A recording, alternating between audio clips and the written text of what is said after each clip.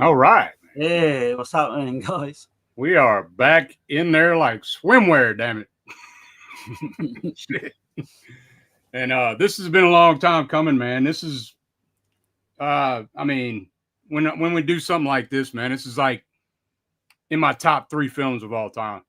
So it's gotta be a one-off. Like this has to be we just gonna talk about the first Texas Chainsaw Massacre, you know. Right. Yeah, probably the only Texas Chainsaw Massacre, really, depending on what people think of the sequels. Although I do like some, but this is where it's at. We've been talking about this for a long time, haven't we? I mean, August as well is the right time, I think, for this one. August 18th, I guess, is in the film, right? That would be the we're a little early, the anniversary. Yeah. It's funny too because Tasha's birthday is August 16th. Oh, okay. Yeah, she's like me then. She's like a summer baby. Yeah. But no, this is gonna be good, man. I know we're up against SummerSlam. I think some wrestling show or whatever's happening. Oh, it's fine, man. I know. I'm only joking. I don't. Right. I mean, going to and I recently went to Bastrop, Texas, and of course, I put a video up of when we went to Bastrop, a little mini vacation we took. Went to the gas station, and then we went to Kingsland, where the house is. It's about almost 2 hours from the gas station or whatever. But it just kind of all fit in line, man. It's that time to do it, I feel like. So 100%. Yeah. I mean, check that video out as well. Like done now, I think it's like 2 weeks ago. Yeah. Yeah. It must be like strange watching the film back, having been there, and well, you know what I mean, been there to a certain degree with the house. And it is, man, because I mean it is still the house, even though they cut the house in 7 pieces and moved it 60 miles from I think Rockford is where it was originally. But yeah, it's kind of crazy still, surreal going through that house and shit, and even the gas station. I can imagine, man. Yeah, walking around and shit at night, like fucking. That looked really eerie as well when you had like it looked really jet black, the sky and everything. It's still very isolated, which is crazy. It's it's hardly nothing around. Hit me up a little bit, I think. But nah, man, this is it's been a long time coming to do this one, so pretty hyped to get into it. Let me check out. Let's see who's in the chat, man. We got my wife in here. What's going on? Y'all get ready for this fun and exciting stream. Hey, what's up, Tash? We got Tex in here. Welcome to the panel of pain. What's going on, brother? Back in the house, man. Yeah, hell yeah. JB in here. First one. 74 subjective in the house. Hell yeah, man. Hey, what's up, JB? What's going on, JB, man? Appreciate y'all. Yeah, we got Lauren in here. What's going on? Good evening. Hey, what's up, Lauren? Yeah, man. I thought Lauren might like this one, like being because I know he's a big fan of the Texas Chainsaw Massacre. I was looking back on some of his videos as well, and he does his review and little insight into it. Oh yeah. He's up there in outer space, man. So Earthlings, yeah. Well, man, I guess before we get into it, man, I'm just we're gonna see what the powers of be of the gods of YouTube, how they act, Right. I've done a lot of work on editing and shit, but I'm hopefully we can get the wannabe Orson Welles, John Larroquette to describe the film for all of us. We'll just see how it goes. Here we go. The film which you are about to see is an account of the tragedy which befell a group of 5 youths, in particular Sally Hardesty and her invalid brother Franklin. It is all the more tragic in that they were young, but had they lived very, very long lives, they could not have expected, nor would they have wished to see as much of the mad and macabre as they were to see that day. For them, an idyllic summer afternoon drive became a nightmare. The events of that day were to lead to the discovery of one of the most bizarre crimes in the annals of American history, the Texas Chainsaw Massacre.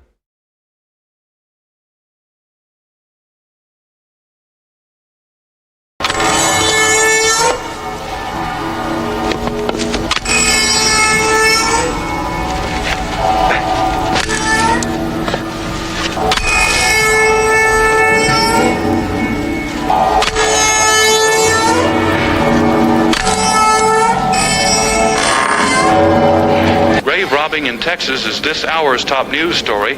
Officers there discovered what appeared to be a grisly work of art. Subsequent investigation has revealed at least a dozen empty crypts. Deputies report that in some instances, only parts of a corpse had been removed. She offered no explanation for the attack. The attendant was treated for minor wounds at Tobe Hospital and released. No logical reason for the collapse. Suspects of a young man and woman are involved. A couple today, after complaints by neighbors led them to discover the undated house of Tobe rented on the of the town.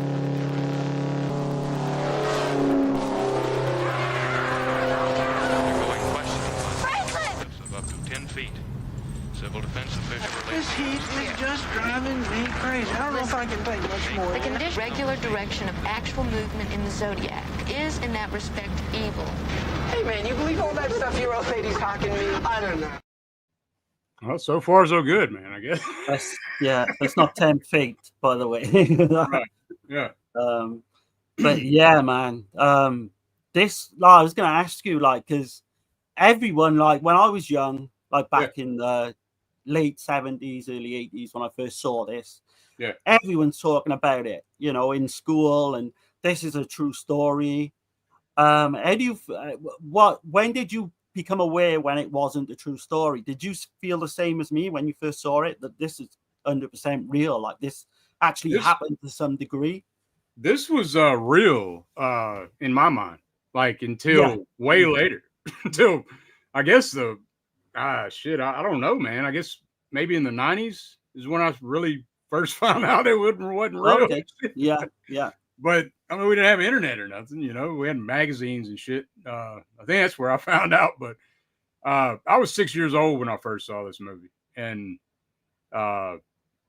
it's the one film that I had to look away. Right. With the hook scene and the sound design and the way her acting, she's screaming and freaking out, and it just terrified the shit out of me. I couldn't look at the screen, and it's so crazy because the same night that I saw this movie, I saw The Exorcist as well. But holy shit! But that's a double feature, man. Yeah, but it's this one. I mean, I watched every frame of The Exorcist, but this one, that hook scene got me. Like I just couldn't do it. I couldn't do it for whatever reason.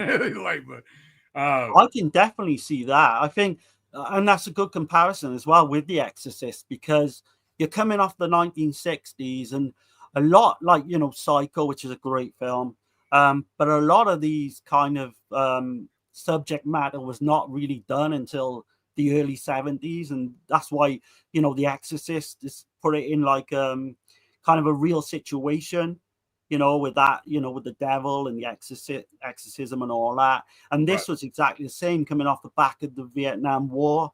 You know, you've got hippies, they all come into this kind of blend of this craziness of a film. And I was looking back on Lorne, funny enough, he's in the chat, and I was watching what he said about it, because you got the threat of nuclear war as well with America and the Russia. So it all comes together and blends into this one kind of big melting pot of just, it's fucking crazy, this film. I mean, it's basically doesn't add up, man. It just doesn't add up. I mean, knowing now, like when I first seen it, I had no idea what all the film meant. And, you know, I know it's social commentary on America at the time, you know. Yeah. But it's so I live pretty close to Texas, as you know. And I had an aunt and uncle that lived in Texas, and I remember my uncle. We were going down, and I seen a house that looked like the Chainsaw House, and he was telling me that was the fucking house and shit. And like in my mind, I'm thinking this shit's real. You know what I mean? Like, so it definitely stuck with me in that way. Also, I gotta share something else. So I had a friend of mine. His name was Chris Lassier. If he's out there hearing this, it's been in many years, man. But he had a birthday on Halloween, and was out in a cornfield, right out in the middle of the fucking nowhere. And I guess I was like 7, 8 years old or some shit. And this motherfucker comes out with a chainsaw, man. And but he's like he's got the chainsaw and he's got a pillowcase over his head, like the town of Dreaded Sundown, with a fucking rope around his neck and shit. And he's chasing all the fucking kids, man. And my little 8-year-old fucking ass just froze. I couldn't fucking do shit. Yeah. I was so fucking terrified, paralyzed in fear, man. And in the cornfield too is just that added effect. But anyway, that would completely mess you up, wouldn't it? At 8 years old. But that's the kind of shit that was going on back then, man. Like down here in the South, you know, like this probably, like you said, this will hit harder for you as well because it's not far from where you live, like you said. Like me, only like 4,000 miles away in the UK, you think, yeah, it might be true.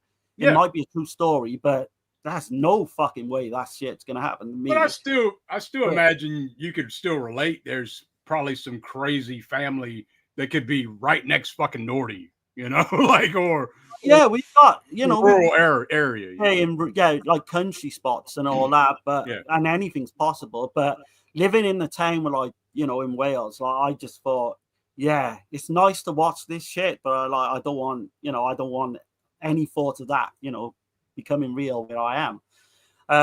I watched it probably about 8 or 9 when I first saw it. And that's I actually think that's the best way to see it is on a VHS even now, and I love the 4K scan and all that. And we'll mention that because there's things we saw this time round that we've never seen before. But I just remember just being fucking like, I think I've seen this, The Hills Have Eyes, around the same time, Salem's Lot. Okay. But this one, it's just infamous with the whole kind of backstory. You know, and I did think it was real, but you know, but when you're like 8 or 9 years of age, like you said earlier, you know, you don't even look at like the fucking Vietnam War and all the different things that go into this. You know, you just see this fucking guy with a chainsaw, this crazy family, you know, picking off teens one by one. And that's another thing. I think this is actually it never gets called a slasher, but this is a fucking slasher film. Yeah, most people say it's grindhouse. Some people say it's a man in a mask fucking slaughtering teens. What more do you want? Well, grindhouse art film, I've heard it called that. Like, you know what I mean? Like, because I mean the shots in here and the way this is put together is like next level, man. Like, it's fucking insane. It's like I know it gets a cliche when people say every kind of picture's like a painting or what, but this film. It actually gone into like in 2018 they put it, you know, they preserved this film as well, didn't they, for years to come? Like it's gone in like some kind of Hall of Fame and all that. People will be talking about this film in 200 years time. I've no doubt. No doubt about it. I know that Kim Hinkle also mentions, because I know Ed Gein gets brought up a lot. But I know Kim Hinkle had mentioned also a guy named Elmer Wayne Henley. That was a serial killer.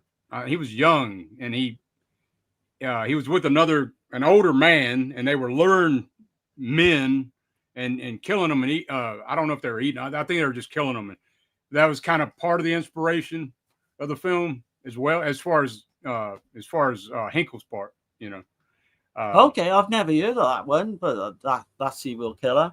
The thing with the Ed Gein, obviously everyone knows, like Psycho was pretty much, you know, like loosely based on Ed Gein.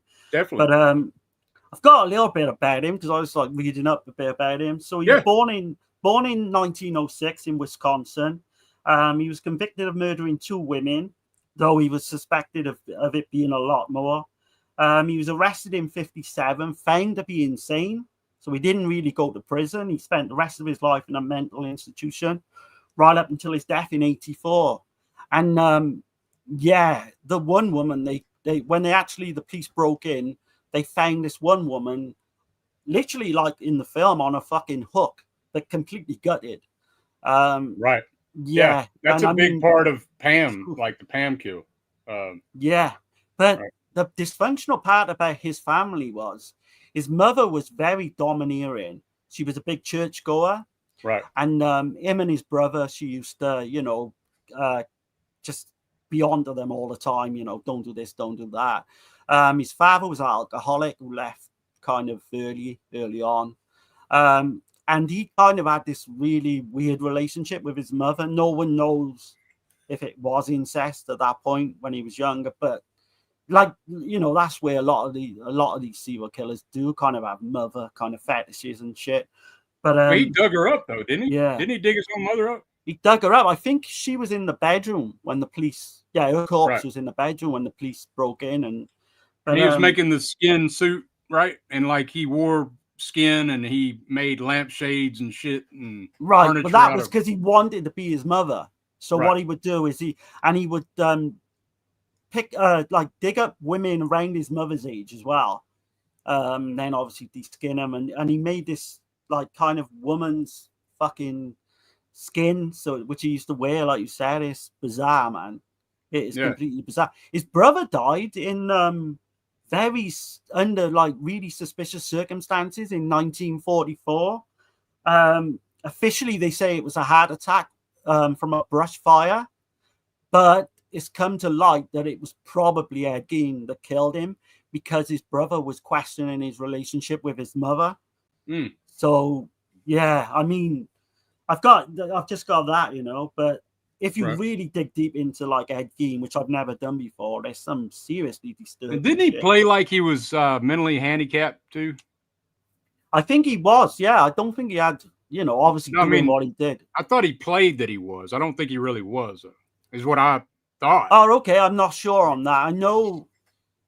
I know he was definitely mentally handicapped. Unless that was just in the film that I saw, or maybe you might be thinking that he played, because he was certified as insane. Yeah. And I mean, he was, while he's doing all this, he's still like functioning like a normal person. So, you know, where'd you draw the line, really? I don't know. Let me catch the chat right quick. Before we go. We got Texas asking, did you get any head cheese? No, I've never tasted head cheese. I have actually ate head cheese before, and but not here. Like I ate head cheese from a pig, which is pretty fucking good. But anyway. Oh shit! There's no way I would try that. Not even for this JB's stream, asking, man. Arrow is putting out remake in the beginning at the end of the month. Oh shit! Okay. The remake is one of the worst films, like remakes I've ever seen. I mean, I'm not a fan. It completely shits all over this, man. Even though it's the same cinematographer, which oddly enough, but oh man, you've got all these model type looking fucking people. Yeah, nah. So Lauren says this scroll is very much in the vein of the openings of school scare films of the era.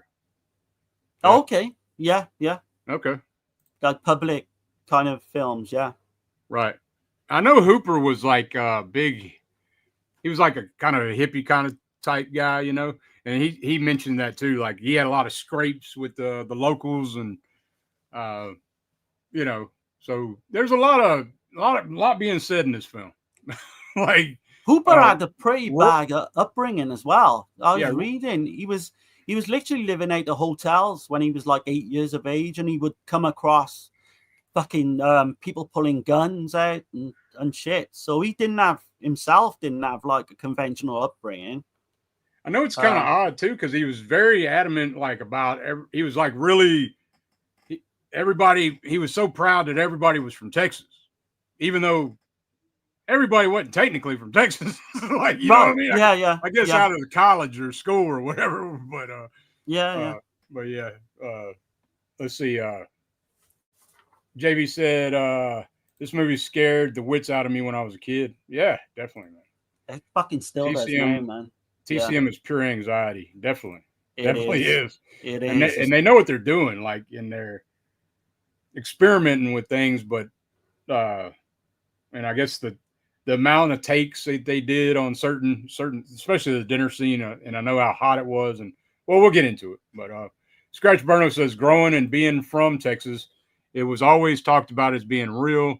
I didn't get to see it for a while because it was always rented. Ended up just buying it to watch it when I was a kid. Okay. Yeah. Right. I saw it. Like VCRs hadn't been out that long when I saw it.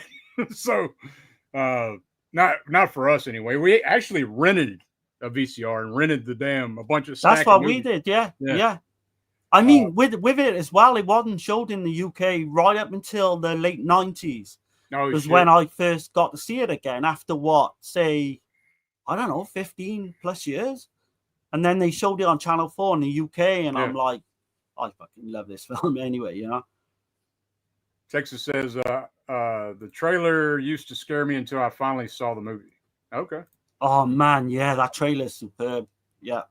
TCM looked as much from the took as much from the Sonny Bean story as it did from Ed Gein. Okay, yeah, Sonny Bean. That's in your part of the woods, right? That's in Scotland. Yeah, that's the cannibal family in Scotland. I think the Hills Have Eyes as well. Yeah, that part of that. Scratch says Robert A. Burns killed it with the art direction. Yeah, absolutely. We're gonna get into that. To Bob Burns. Everyone killed it, I think, in every sort of like capacity of this film. JB, this and The Exorcist, man, scared me as a kid. Yeah. Same here. 100%.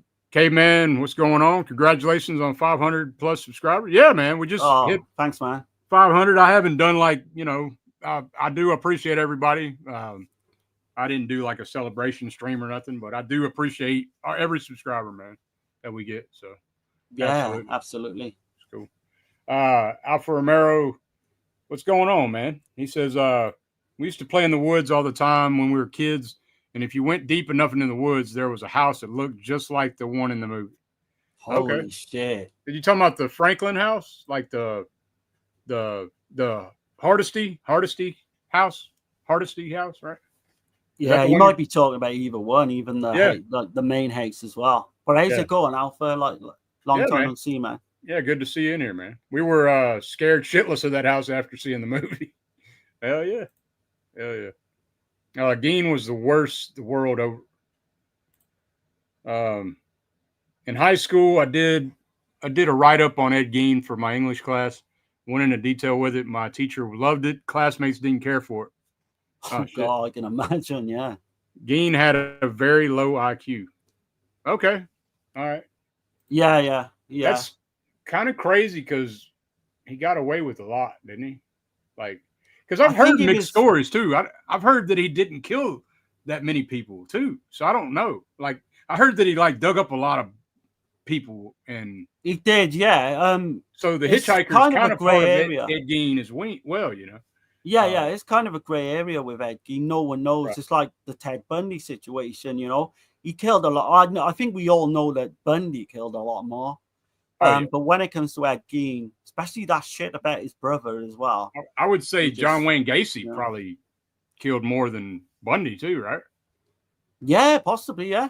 We'll never know, will we, with the Bundy situation. Right. Let's see, we got let's see. Texas says there's an excellent book on Gein called Deviant by Harold Schechter. It's very graphic, and I had to put it down twice because it was giving me the dry heaves. Oh, shit. Shit. I have to look into that one. Cheers, Tex.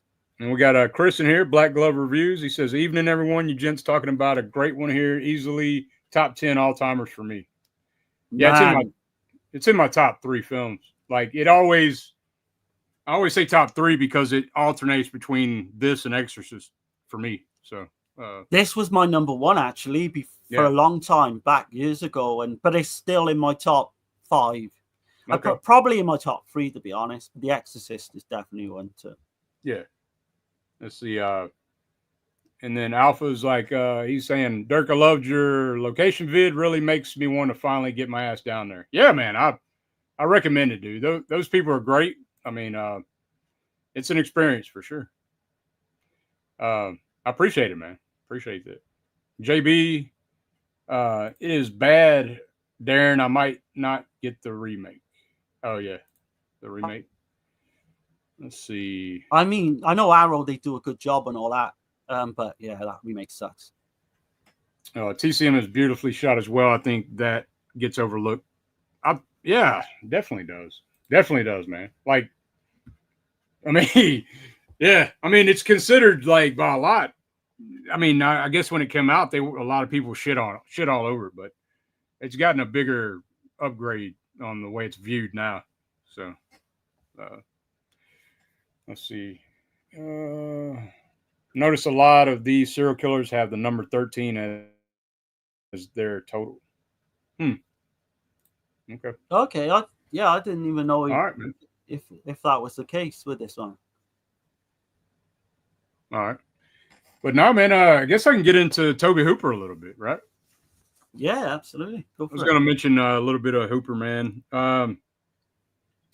So I know his first film. Have you ever seen that? By the way, it's an experimental psychedelic film called Eggshells. Come out in I do own 1969. it. Yeah, Okay. I've never seen it, but I do own it. Yeah. I've never seen it either. I need to change that, but I've heard bad things. But you know, I still need to see it just to see. That was his first film with Kim Hinkle. I don't know. Like I said, it has to do with like a commune of hippies, and there's some kind of extraterrestrial in a basement or some shit. You know, Is it like, really? I mean, if Lauren's still in the chat, I would imagine Lauren's definitely seen it. It says time and space film, like a film, like a fantasy film dealing with time and space and shit. Yeah, I heard it was like an art film as well. Yeah, very experimental, and I'm sure they were playing with the psychedelics, probably. Like, you know what I mean? Oh yeah, he's just trying to get his 69 kind of foot on the ladder of making films, probably.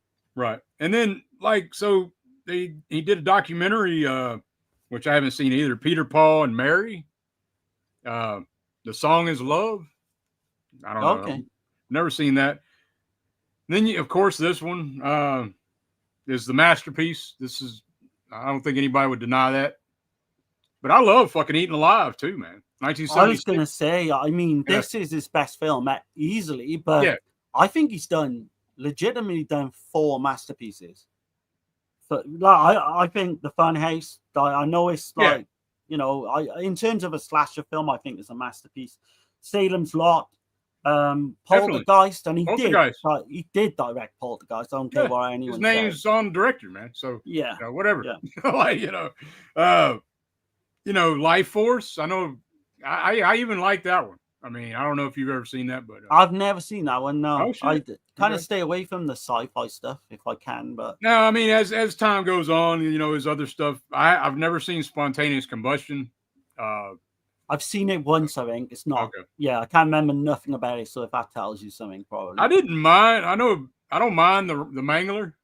It's a weird. I remember watching the Mangler back when it came out in the 90s. Yeah, I've never seen it since. Right. But I can literally remember watching that vividly and saying to my girlfriend at the time, like, I kind of dig that film. Yeah, but I need to go back. I need to go back to really, you know. Damn, who's in that? The guy that plays Buffalo Bill, Ted. Oh, Ted Levine. Ted Levine. Yeah. Ted Levine, and then you got Robert Englund, of course. Yeah. Playing this piece of this bastard son of a bitch, you know. But no, man. And the TV work, like you said, Salem's Lot, dude, masterpiece film. Best fucking vampire film. I don't care what anyone says. It's my favorite vampire film of all time, for sure. I mean, for sure. He did a lot of TV work too, though, man. He did a little bit for Equalizer, Freddy's Nightmares, Ghost Stories. He did an episode of Tales from the Crypt, Dead Weight. Yeah, I've not seen that one. And then, of course, he did the Body Bags thing with John Carpenter and shit, you know. That's one of my favorites, anthologies, yeah. But yeah, and I think he did 2 different episodes of Masters of Horror. So he did, which are not the best ones, to be honest with you. He did do the Toolbox Murders remake back in 2004. I don't mind that one. Fucking horrible, man. It's a bad movie, but I don't mind it. It's not as bad as I've heard people talk about it. I think Jen's probably the worst shit I've seen of his. You could put that Toolbox Murders remake up against this film, and you would not even think fucking the same director did the movie. Well, no, you can't. There's no way you could do that. But with Hooper as well. So he was replaced on a film called The Dark in 1979. Mm-hmm. And then another one, Venom, in 1980 or 1981, I should say. And he started both those films, got fired and replaced. Yeah, I think The Dark originally was going to set out as being a slasher film, and then they changed it more sci-fi, I think, from what I can gather. But yeah, and of course he did Crocodile as well in 2000. Have you seen that one, Dirk? I haven't seen Crocodile, no. I have seen Jen, though. I did see Jen, and it's pretty bad, but like I think I like it more than, I guess, you know, like Wes Craven's Soul to Take, My Soul to Take. I think I like it better than that shit. So you know, I don't know. I didn't mind My Soul to Take, but Jen, I've heard nothing but bad things about people who've seen that one. Okay. Like, yeah, it didn't bother me, but man, you got Kim Hinkle writing, you know, co-writing with Hooper and shit, and I met Kim Hinkle, man, a few years ago, so that was really cool. And so that's a deep cut that I was going to bring up since we're talking about Kim Hinkle. I gotta mention this to people because I know a lot of people might not know this, you know, but I didn't know this shit until, you know, a while back. But so the family in the original script in 1974, it didn't make it to the film, but the family's last name was Slaughter. Yeah. And everybody thinks it's Sawyer because in part 2, it is Sawyer in part 2. But right. in the original script for this film, it's Slaughter. But and anyway. It's clearly on the gas station sign. Yeah, it says W.E. Slaughter, which is, I think you mentioned it before we come on in. It's the grandfather's initials. It's the grandfather's initials. W. Now, like if you can't hardly see it, but it's a W period E period. So it's initial. Yeah. And the last name Slaughter. But so when Kim Hinkle he does part 4, The Next Generation, which I know that's not a great film, but their last name's Slaughter again. So, you know, there you go. Yeah. And not only that, I wanted to mention Gunnar Hansen, for anybody, Chainsaw Confidential. I was checking this out. So like, nice. I got in there, man, and on page 34, right at just like close to the end of the 3rd chapter. I can read it right quick if you want. What he said. Yeah, go for it. Yeah. It's not long, so hopefully I'm not boring nobody, but no, you're good, man. You're good. All right, he says, so this is Gunnar, man, straight out of Gunnar's out of his pen or whatever, right? So many fans think the Chainsaw family's name is Sawyer, but it is not. They were given that name in the second Chainsaw movie in 1986. Their real name is Slaughter, as seen in faint letters on the sign above the gas station, W.E. Slaughter Barbecue. Bob made the sign. He said that Tobe and Kim were mighty proud of coming up with We Slaughter. Unfortunately, no one seeing the movie notices it. Kim did revive the Slaughter name, family name in the Texas Chainsaw Massacre, The Next Generation, 94. Naming one of the characters W.E. Slaughter. The gas station, by the way, was on a small road near Bastrop, east of Austin. For a while, it was called Hills Prairie Grocery, then Bilbo's Texas Landmark. And now it's called the gas station. So, and what's amazing about that gas station is during filming, that was a fully functional gas station. People were actually literally, you know, members of the public getting gas from there, even throughout filming, which is kind of crazy that, you know, like using a real location.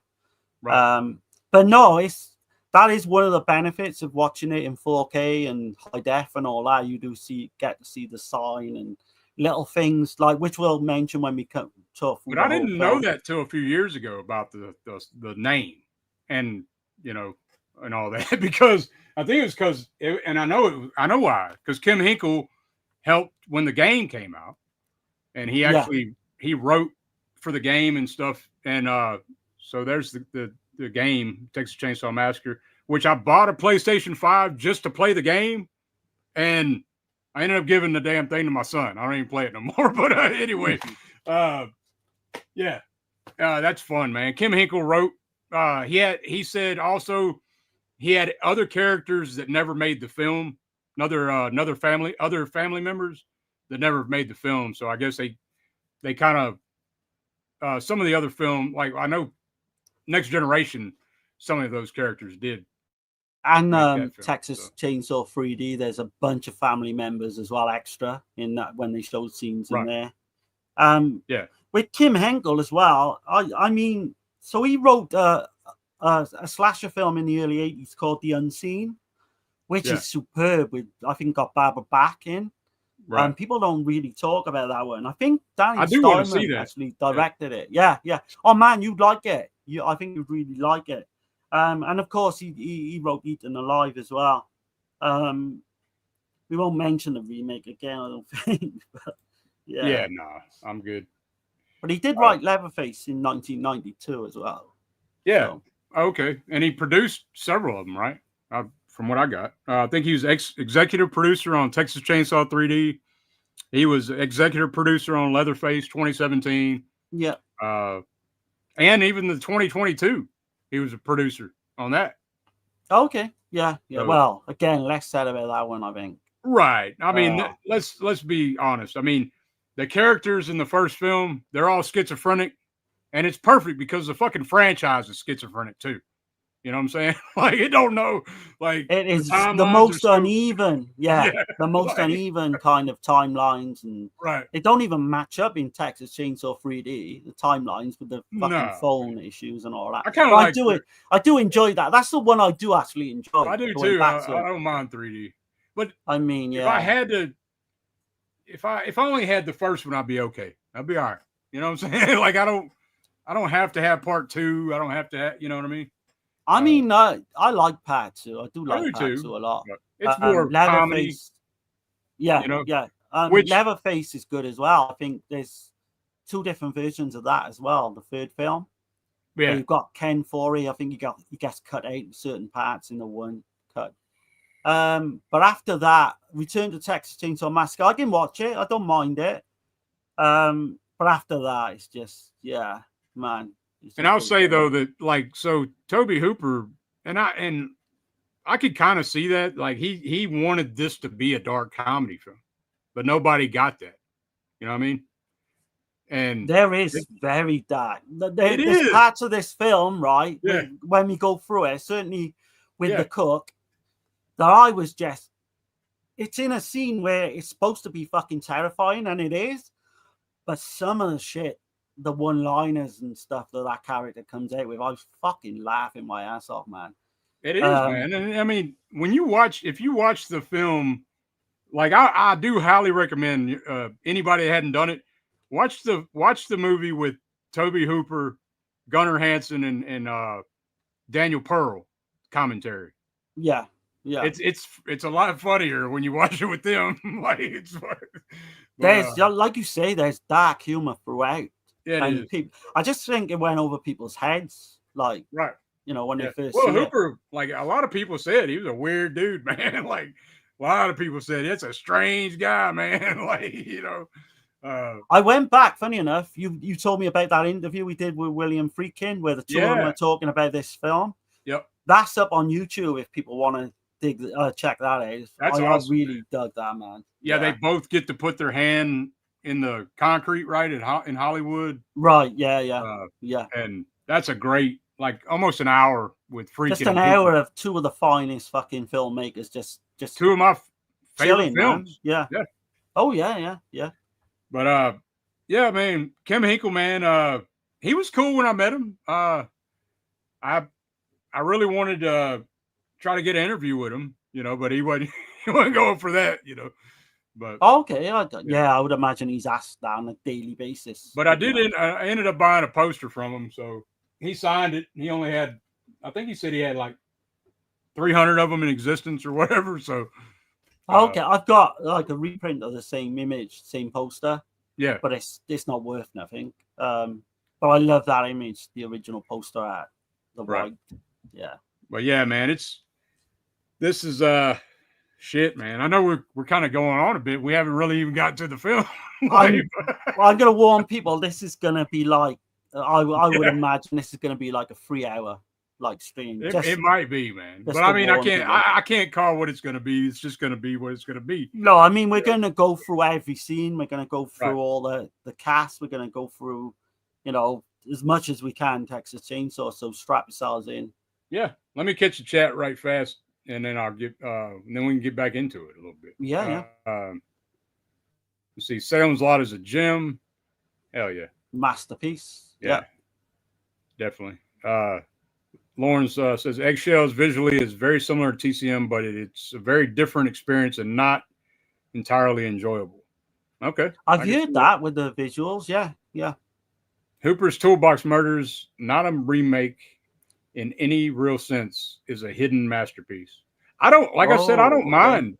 I don't mind Hooper's Toolbox. And it's probably like Sherry Moon's best role, man.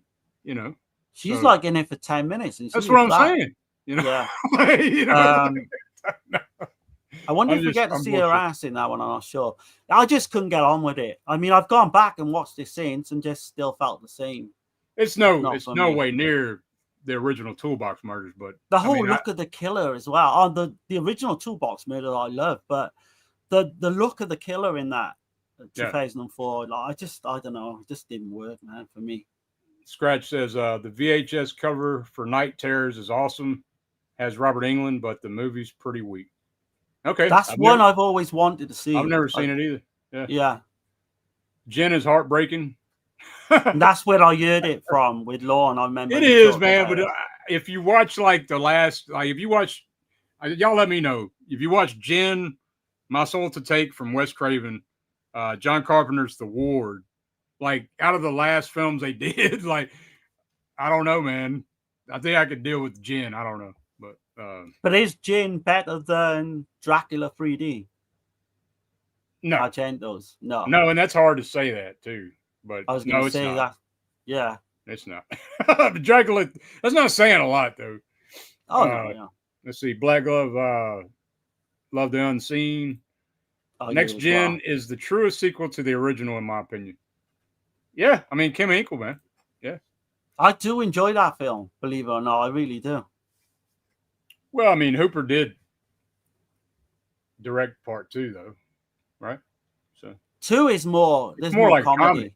Yeah, it is. Well, it's more. He's trying to get it more across than his original idea. So I think, he's just fucking like just saying, look, you know, having a bit of fun with it rather than, you know, doing anything serious.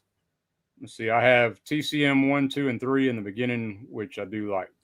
Okay. I do like the beginning a lot as well. I think that's kind of an underrated one. I think the beginning is what the fucking remake should have been. Do you know what I mean? Hooper loved Coca-Cola, or was it Dr. Pepper? Dr. Pepper, yeah. There's a famous like shot of him with Dr. Pepper all wired up to his fucking cap. Yeah. I think maybe while he's directing, certainly, if not this one, like one of his later films. But yeah. But yeah, man. I guess, do you want to mention the cast, some of the cast? Or? Yeah, I mean, so you've mentioned Daniel Pearl, didn't you? So he was cinematographer on. No, I was gonna wait on the cinema. I can go ahead and go through the cinematographer. You're good if you want. I'm if you want to wait on it, I'm good. Okay. And then you can talk. You'll talk about the music as well, will you, with Wayne Bell and Tobe Hooper? Yeah, it's not really a whole lot to mention, though, is it? No, I mean, they've got some, like, Wayne Bell's got some interesting kind of films in his filmography. He did one called Innocent Prey in 1984 with PJ Souls. That's like a very rare, obscure slasher. The Invitation as well, 1984. It's a lot of experimenting with sounds, and I think Tobe Hooper locked himself in a room or something with some meat and a bunch of music instruments and shit is what I heard, but I don't know. Okay, that's out there, man. In terms of the cast, I think this is one of the best casts like ever in a horror film. Every single character works. Yeah. But just to go through them, obviously you've got Marilyn Burns. She plays Sally. Slow Sally. Yeah, I mean the performance is fucking incredible. Like one of the best probably the best final girl. I can't think of anyone else better. She goes through hell in this film, like during the making of this film. I mean, she jumps through fucking 2 windows. I know they were made of like sugar Breakaway. glass, but you still gotta jump on them on at a certain time. But yeah, she plays Sally. People might know her from she played Linda Kasabian in Helter Skelter, the Charles Manson film, which I didn't know until I was doing research for this. I have seen it, but I couldn't remember her in it. She died of a suspected heart attack on the 5th of August 2014 at home in Houston. You've got Alan Danziger, plays Jerry. I won't go too much into him. Paul A. Patane, who plays Franklin. He was in Rolling Thunder, Race with the Devil, Loving Molly, Return of the Texas Chainsaw Massacre, 94 as well. He began acting in junior high and school plays and continued through drama club. He served in the Navy during the Vietnam War. So you get like a lot of Vietnam War kind of connections with this film. Yeah. But he stayed in character throughout the filming. So he was kind of just taken away from the other members of the cast. Everybody hated him. He was like, yeah. But with his character, I think with him being disabled is like literally Tobe Hooper saying that when, people that come back from the Vietnam War disabled, losing body limbs and all that, but completely treated like shit. Yeah. And I will say that one thing is Franklin in this film, even though people hate him and he's annoying, he is treated poorly by everyone.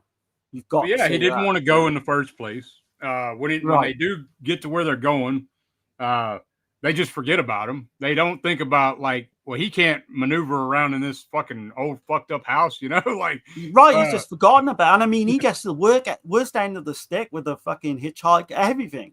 It's a bad film for everyone involved, but him more so. And then so mentioning that, it just brought it up. There's a lot of bad omens too, that are right in their fucking face. Like Pam, for one, is reading the horoscopes and shit and talking about some kind of zodiac shit with Saturn, and that's and then there's a dead armadillo upside down and shit. Oh yeah. There's what is it? They see the hitchhiker. They're like, hitchhiker and shit. Franklin's like, no, don't pick him up. Pam's like, no, don't pick him up. Kirk's like, yeah, man, pick him up, dude. Yeah, man. We'll come into that because we're going to talk about this scene for scene. Terry McMinn, who plays Pam, she literally didn't want to talk about this film for a long time. I think it's only maybe 10 years ago that she started to come back and start talking about this film. I met her a few years ago too, man. I do. Yeah, she was discovered through a local newspaper advertisement. Tobe Hooper kind of come upon her, and she wore those red shorts to the actual audition as well. Okay. Which kind of won her the part. I don't know if this picks up or not, but I got a picture with the remaining cast that's alive. Back. Oh, okay. So a few years ago, Texas Frightmare. Nice, man. I don't know how good that's picking up, but you can see the. You can see it. You can see it. Yeah. There's Terry McMinn right beside me. They got like a statue of Leatherface. John Dugan. You got is that Jim Vale, right? Yeah. And Dan Zinger, Kim Hinkle, Ed Neal. Ed Neal's a trip, dude. And Ed Gwynn, the black guy, the truck driver at the end. Super good guy, man. But anyway, I was just.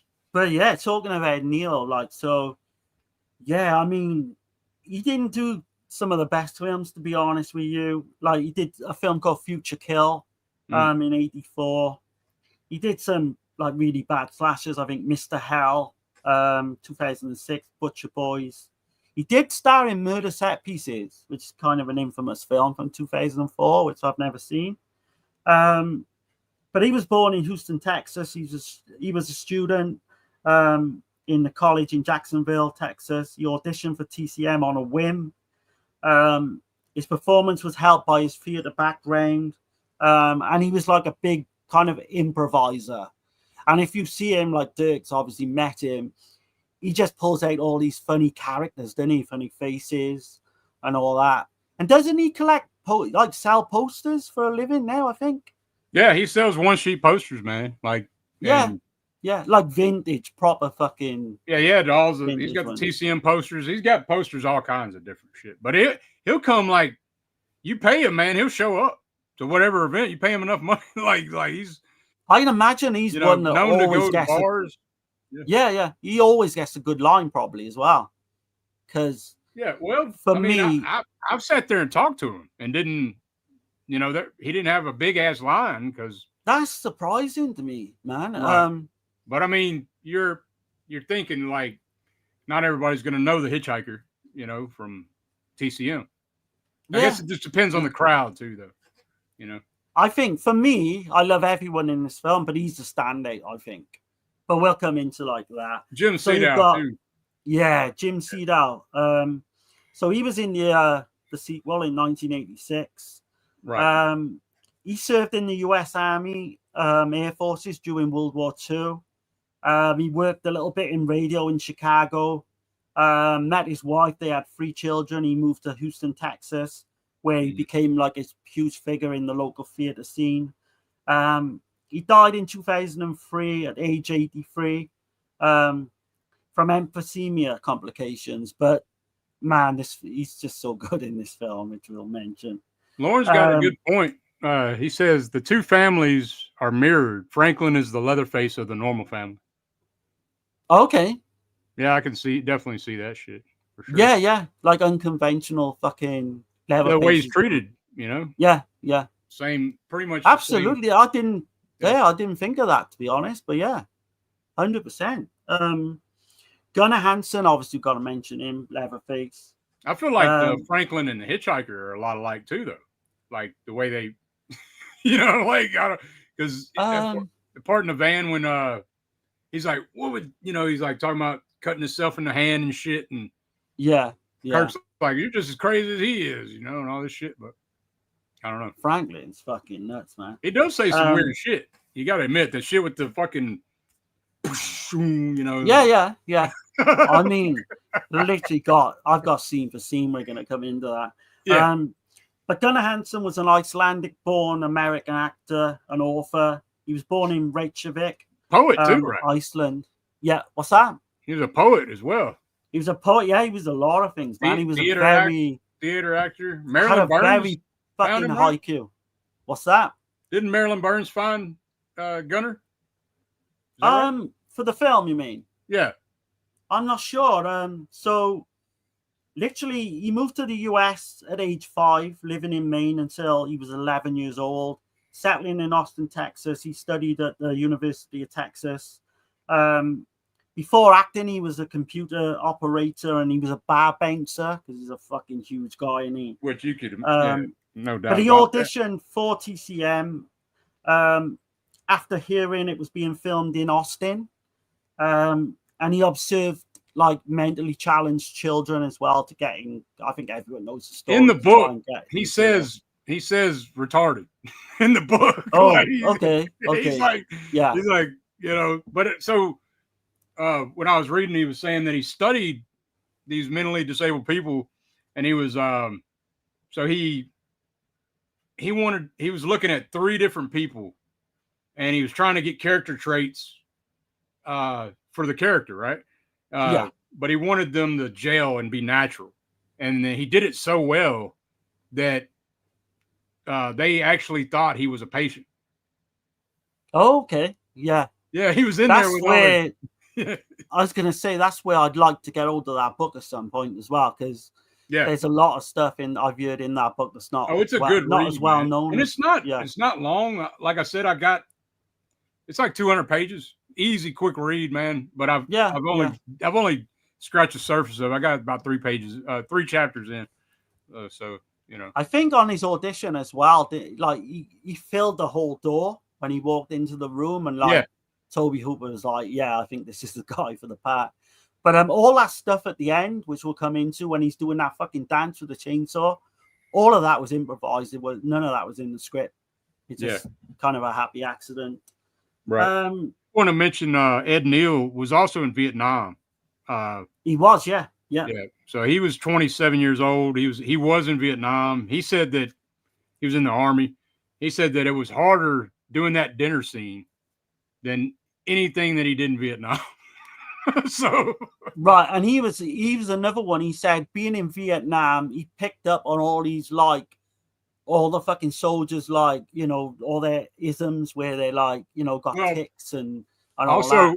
Also his nephew, he said his nephew was schizophrenic, and he said that he imitated his nephew as well. I mean, some of his character traits of that character. Yeah. So can you ever see anyone like perfecting a role as much as that? Because he fucking nails it. And when he comes on so nobody had seen him before. Like they might have seen him, but they didn't see him in makeup and wardrobe and shit. So like their first introduction to him was in that fucking van, and they shot that scene for like 2 days in that fucking van. Crazy, and it was like over 100 degrees. So in the van, it's like 110, 115, and they couldn't roll the windows down because it fucked the sound up, you know? I mean, unbelievable. I can't wait to talk about it, actually. But the last one I'll briefly mention is John Dugan, who plays the grandfather.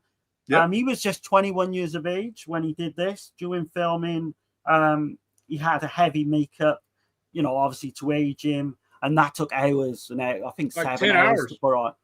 Well, 10 hours, yeah. And on top of that, he did that final dinner scene was like a 27-hour day. Yep. So, you can imagine. And what he went something through. They were saying, I think Hooper said that he refused to do something, and it made him. It ended up making the scene longer, 27-hour day or whatever. So and they would exhaust after filming finished. I think some of them just went to sleep on the floor. Literally, Gunnar said they were all fucking batshit crazy. Like they were, like he was like losing touch with reality. That he said that he was thinking that he was really going to kill her. That he was really going to kill Marilyn Burns because he's like losing touch of reality and shit. They fucking going crazy. Well, like, it would fuck you up. You can imagine like being awake that long as well. Right. You know, and not just being awake 27 hours under those conditions. And the heat.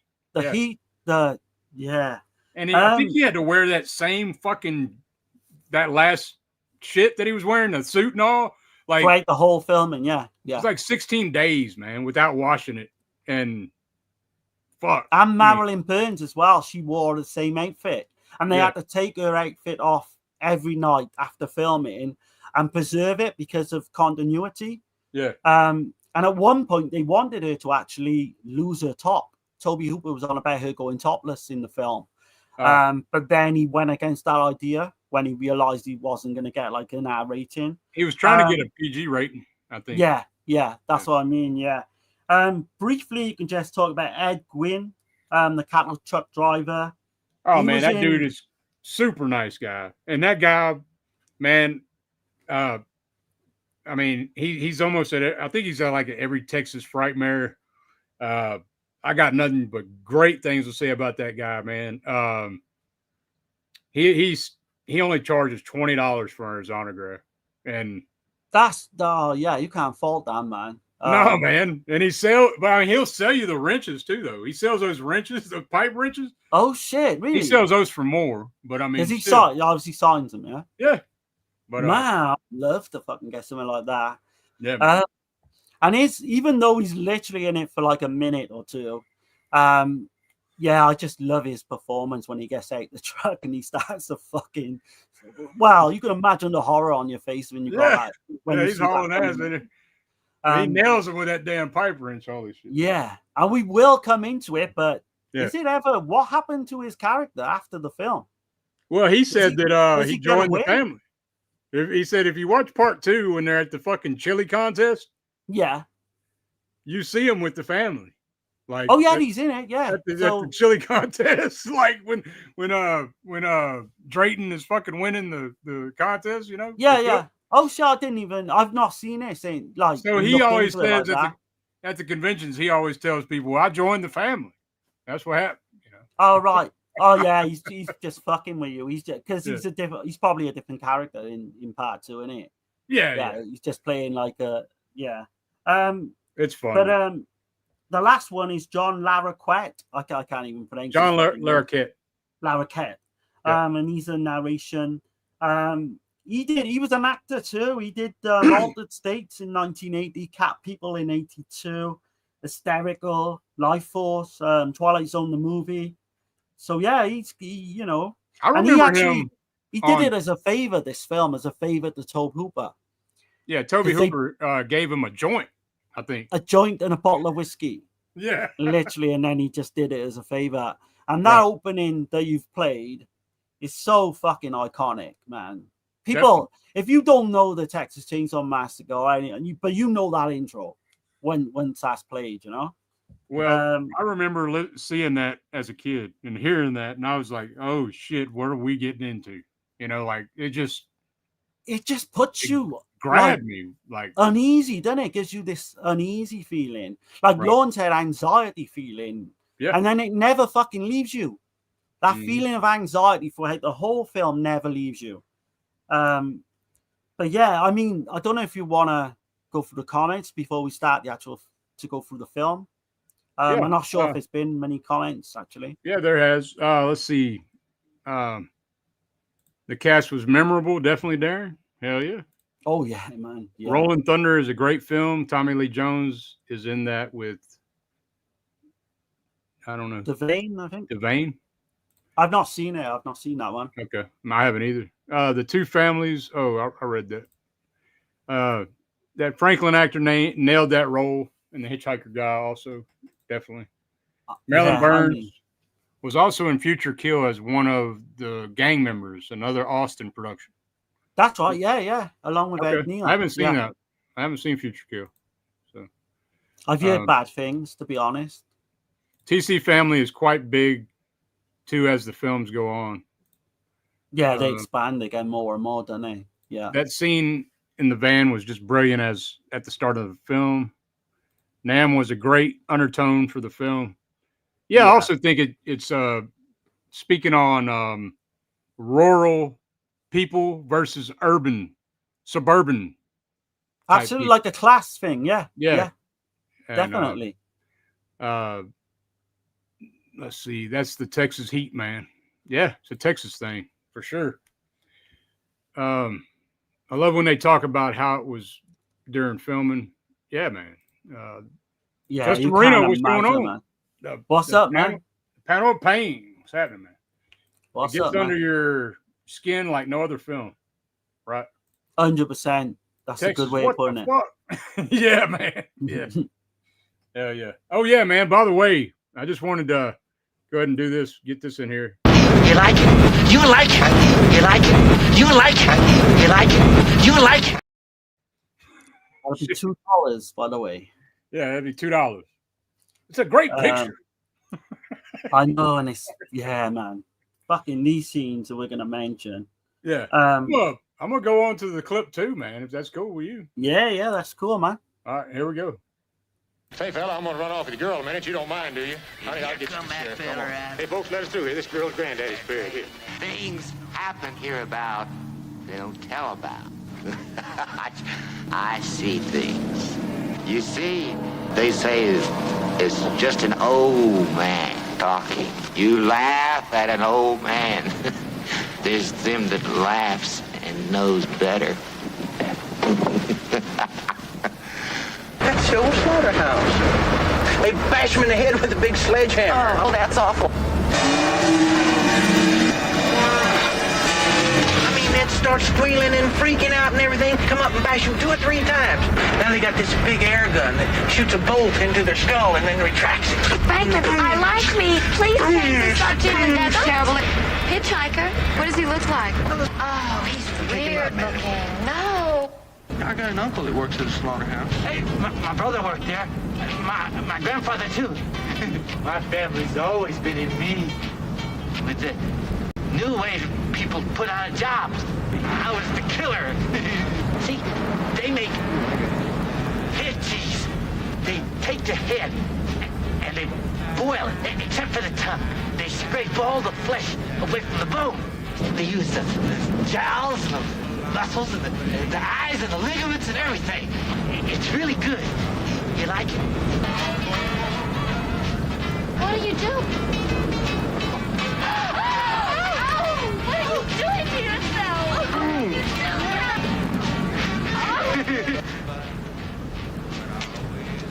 You like head cheese? My brother makes it real good. You like it? I think it's...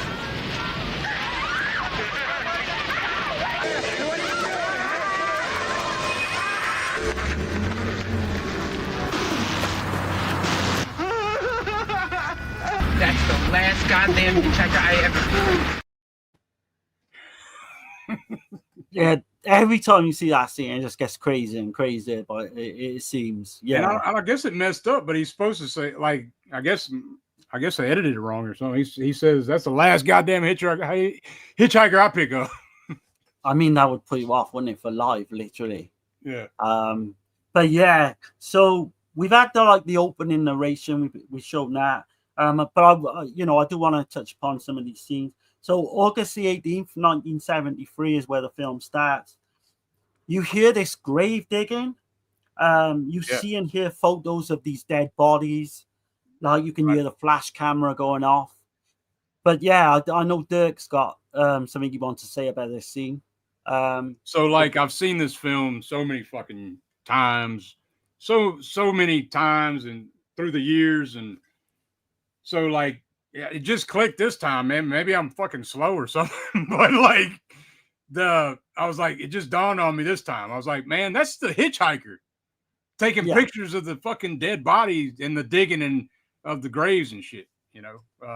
Exactly. I've always looked at it like in my mind. I've always thought with the radio broadcast and everything, you know, that it felt like it was like showing me a crime scene. Like that's like police officers taking that picture, you know? Yeah, exactly. Yeah, crime scene photos. It never clicked that it was actually the hitchhiker doing that shit.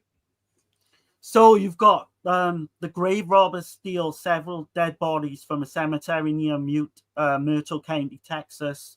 They tie this rotting corpse and numerous body parts onto like this monument. Yeah, wired leaving this grisly fucking display, man. It's just it looks like a tombstone's up his ass or something, you know. It is so creepy. But you hear like as well on the radio, which makes it even more kind of creepy sounding. Everything's bad. There's nothing but fucking bad news on the radio. yeah. Some of the body parts were like just only some of the body parts were removed from certain graves, not everything. Yeah. And yeah, to me that just adds to the realism of the scene. And that radio broadcast comes on 2 or 3 times during the film. You've got the opening credits as well with the weird like red and black imagery, which I heard they were like experimenting when they were doing that scene. Yeah, it's shots of that's like a sunburst. Yeah. And then they do it in like a bathtub. They did those shots. They recreated, and then you got the sun coming up. Sunspots, right? Yeah. So you've got the great shot of the armadillo lying dead on his back. I think that's one of the most iconic kind of. Originally, it was going to be a dead dog in the script. Did they shoot that? Did they shoot that as well? I'm sure I've seen it, like a deleted scene. It is. Yeah. There's a deleted scene of a dead dog. You see a fly. If you read, Gunnar mentions it in the book, but like there's a fly on the dog's eye, and then so Hooper's like changed his mind. He's like, man, that's just too much. A domestic animal. No, we're not going to do that. You know. And then I know Bob Burns was getting.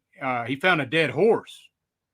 And he said it was too icky to do that or whatever. So fucking Bob Burns gets a do-it-yourself taxidermy book, finds a fucking armadillo, and fucking taxidermies the fucking armadillo and shit. So that's fucking crazy. There you go, man. And he was going finding bones and shit and out of pastures, and we'll get into that later, but there's a couple real skeletons in this fucking film. Oh yeah, I can imagine, man. Did you know that?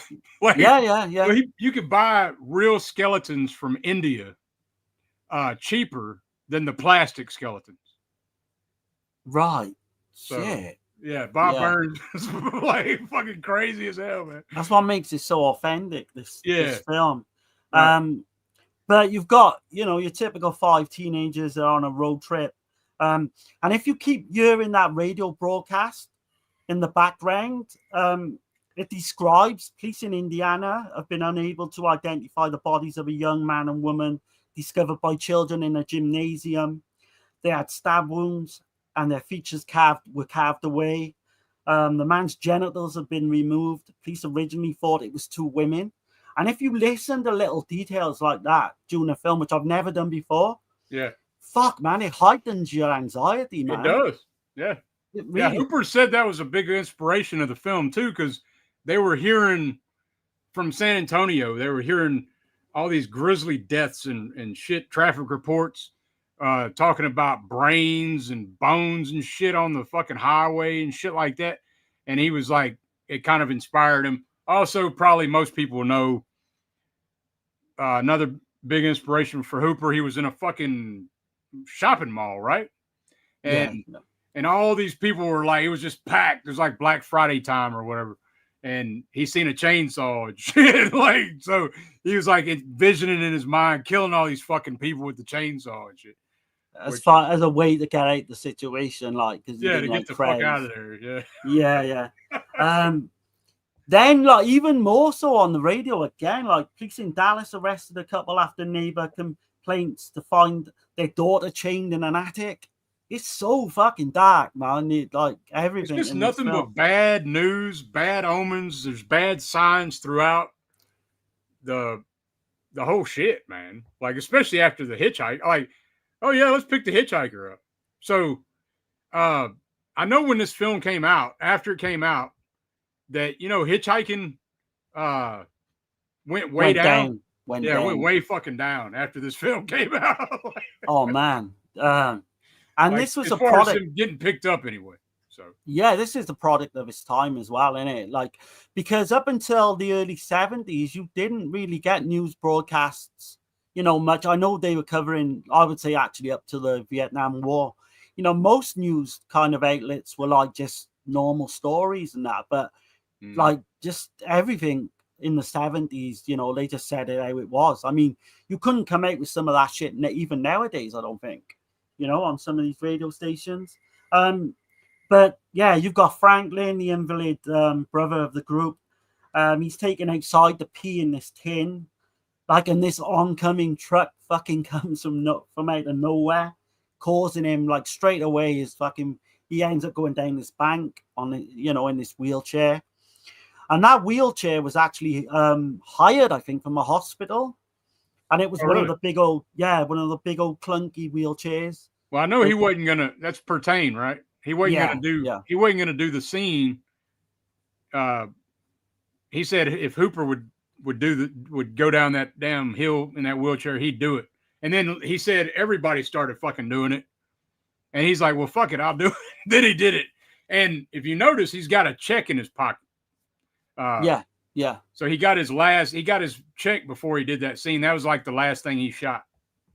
Okay. Yeah, I like the way he rolls down that hill. Is like, and even if you look closely, like the detail, like even his fly is undone as well, which it would be, you wouldn't, but can you imagine, like, he goes back into that van stinking of fucking piss and on top of the heat and all that, man. Yeah. And they're fucking with him the whole time too, Think about it. They just don't like him, do they? Full stop. He gets the bad end of the stick, man, in this film all the way through.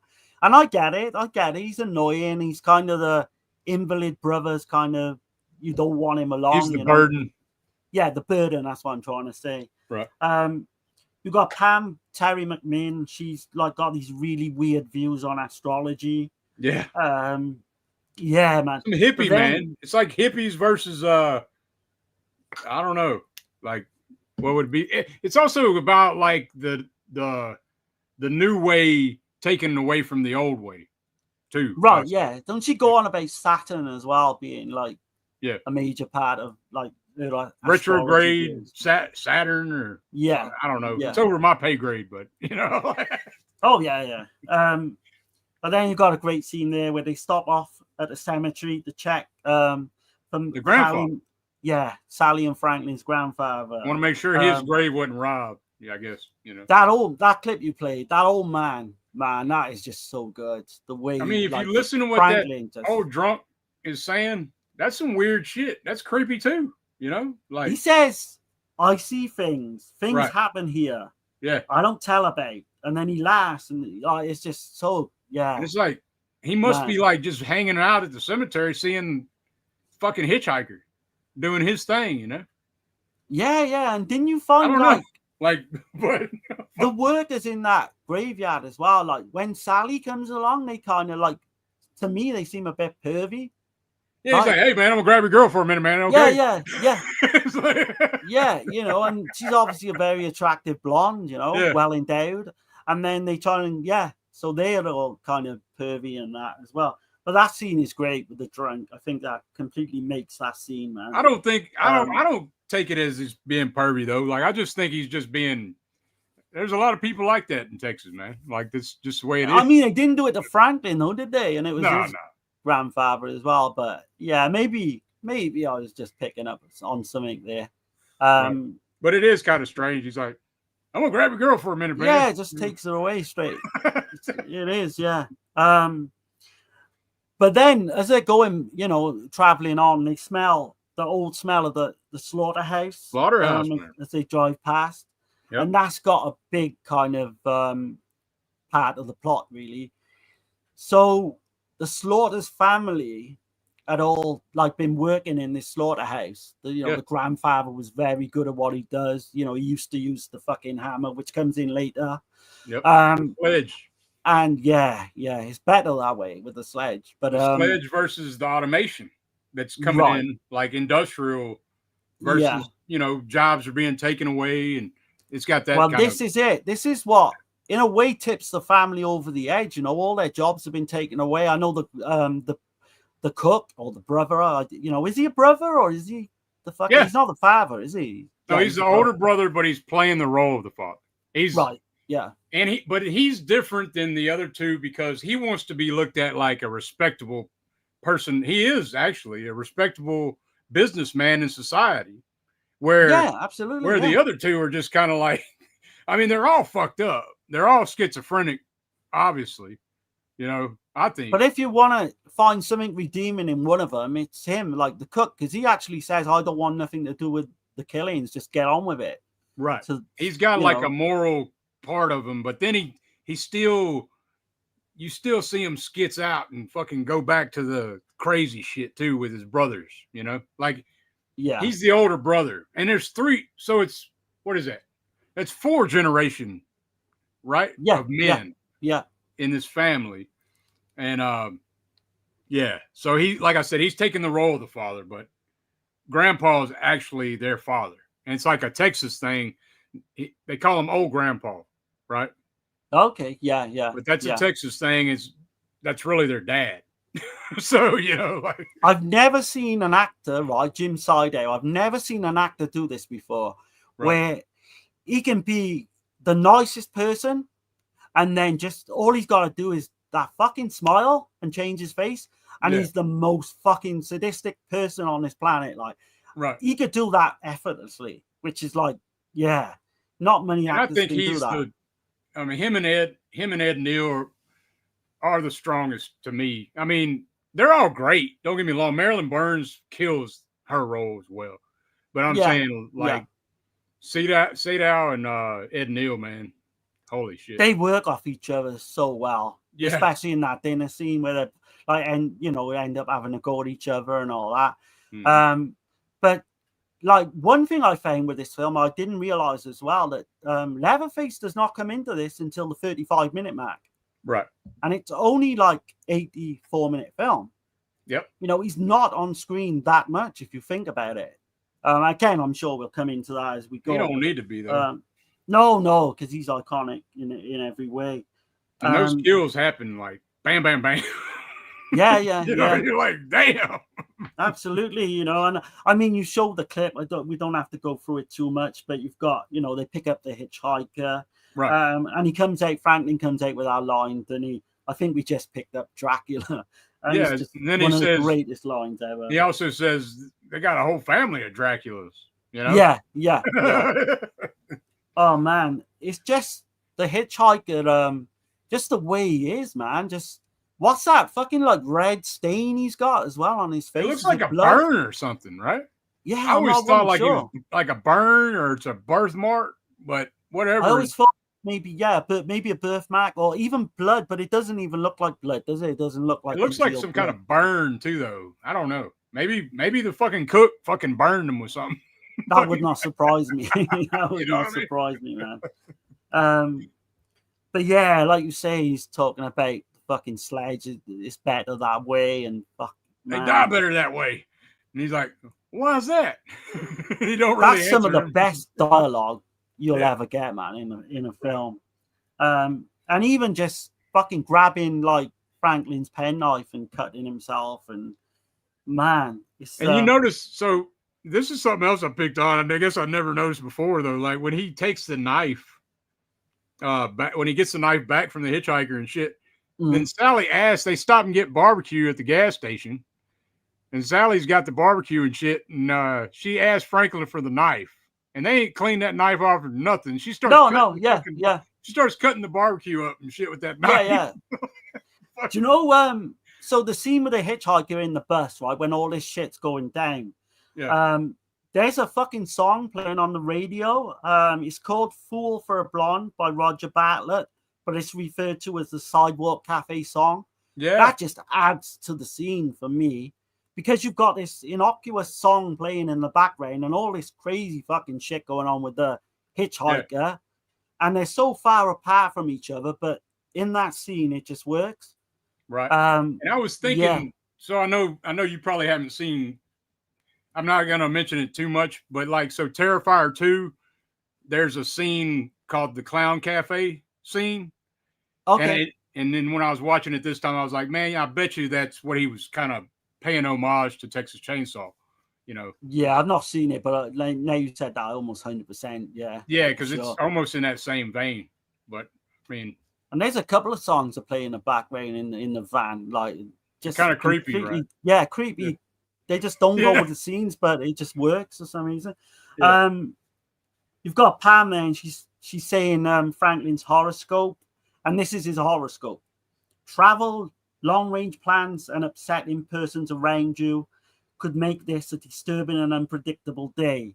So she's foreseeing fucking what's gonna go on, you know, right. in her horoscopes. But yeah, it's like you say, there's no cheery fucking redeeming things to any of the shit that's going on in this film. No. And that's where you get, Go on. Then, so where are we at now? We're getting up to the gas station, right? Yeah. All right. Well, hold on. I'm gonna go ahead and play the clip right quick. Well, I guess I'll catch the chat before I do that. Let me go for get back to the chat right quick. So Justin Marino says TCM is a top 3 horror film in my opinion. Absolutely, man. No doubt about it. It's in my top 3 as well. People like to ridicule the Illuminati stuff in Next Gen, but that stuff is in the original too, if you've ever noticed. Okay. I need to go back to Next Generation. To be honest, it's been a while. It has been a while. That hitchhiker was a greasy sort. Yeah. Fucking that's Let's see. I need to get some brew. Go for it, man. It could be a long one. Yeah. I have one for you, man. Let's see. Franklin was a nasty sort of person, also freaky, bro. Yeah. I think he's like on the same wavelength as a hitchhiker. I really do. I think he's misunderstood personally. I don't think he's as bad as what everyone kind of treats him, you know? Right. I do think he's got a chip on his shoulder, obviously, for being disabled, he does get dismissed what he's saying and shit. Kind of got a point, doesn't he? You know, he's right about a lot of shit. Like he's like, no, we don't need to stop and pick the hitchhiker up and shit. You know, like and he's the only one that really interacts with the hitchhiker as well, to his detriment, you know? Right. Let's see. I missed Kim Hinkle by a year. He taught at my city's local university back in the day. Oh man! Holy shit, man! That would have been great. He was great to meet, man. He's a really good guy. Let's see, JB. That old drunk was right on point. Yeah. I see things. He certainly was. Yeah. Uncle Bill, what's going on, man? He says, my favorite Hey, scene. what's up, man? My favorite scene in the movie is where the cook is like, everything is going to be all right. And he's like poking her with the broom. Yeah, man. Yeah, he's like, yeah, no need for that. No. Fucking crazy shit, man. Yeah. Yeah, he's great, man. He's fucking awesome. And he's one of the only actors that can pull that off, and for sure, like, so genuine. Right. Alpha says, I don't think there's a single bad performance in this film, and that's unheard of for such a low-budget horror flick. Yeah, man. Yeah, we didn't even mention the budget. Yeah. Was it $80,000? Yeah, 80,000. I seen 80 to 140,000, but 140 they think it may be. But they did get fucked out of a lot of the money, didn't they? Because the mafia involved in putting up money for this as well. Yeah. So it grossed 30 million, and by today's standards, in 1974, 30 million today's standards would be 195 million. There you go. I mean, the actors all got fucked out of their money as well, because there was court cases. I think Marilyn Burns had a court case that went on right through to the 1980s, and she did get paid out, but it was like minimal. I think maybe Paul Patane maybe got paid as well, but they literally got nothing for doing this film. Even Tobe Hooper, man, it was all mafia money. I think that's quite kind of well known as well. JB says there was a few independent people put their money into. JB says Sidewalk Cafe. Yeah. Pretty Lady Leatherface is my favorite look. Yeah, absolutely. Mine too. Man, that is yeah. Uncle Bill said there's really only two of budget horror films that I feel like captured lightning in a bottle. This one and Night of the Living Dead. I don't think you could ever replace them. Yeah. 100%. They got that same kind of gritty feel about them. Yep, definitely.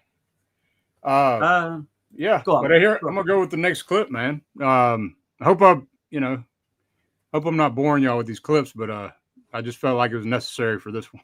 So I mean, no, we're always gonna talk through, right the way through the film and show clips anyway. Yeah. Here we go, man. How are you? Would you fill her up, please? I got no gas. Well, now look, you boys don't want to go mess around no old house. But those things is dangerous. You're liable to get hurt. You don't want to go fooling around other folks' property. Some folks don't like it, and they don't mind showing you. I got some good barbecue here. Them girls now, they don't want to go messing around no old house.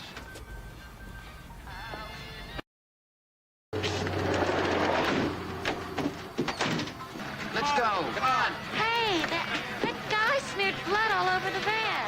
Looks like he was trying to write something. What did he do? You write something on the van?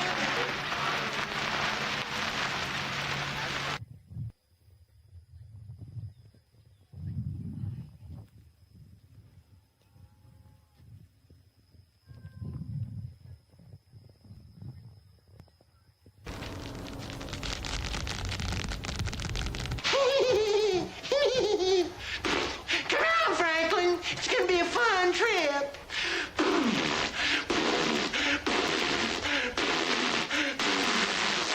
If I have any more fun today, I don't think I'm gonna be able to take it.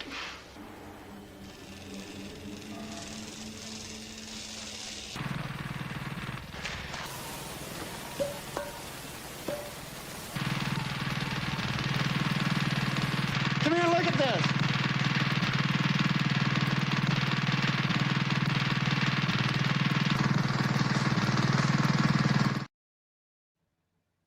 Yeah, man. Yeah, that's a great clip, man. Frank. I love that part at the gas station though, where he's like, don't go to that old house, like he's warning them, because he's like, yeah, he knows where they're going.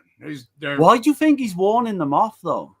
He's got like this. He's a schizophrenic, man. I'm telling you, like he's like split personality. So he's got a nice side to him. Yeah, he's got a good side to him and shit. So like, I think that because he knows that house is right next door to their house and shit. Yeah, and he's like, don't go over there, like because he's thinking about his brothers and shit. Probably, Probably then, like all the mess they will make. And but think what he says though. He says he says people don't like you wandering around on their property, and they don't mind us showing you. You know, like yeah. It's like they didn't listen to none of that shit. Like, let's go over here and start fucking around on somebody's property. You know, like you don't do that shit here, man. In the South. Oh no, I mean, like I said before, that no other person could play that fucking cut, man. Just no, there's no way. But Franklin, like I mentioned before, being an invalid, he's treated badly. I do think that's like the Vietnam vets come back from the war. I'm almost certain that's like Tobe Hooper's kind of way of saying that. There's a big vegetarian type message as well all the way through this film as well, with meat being bad, you know?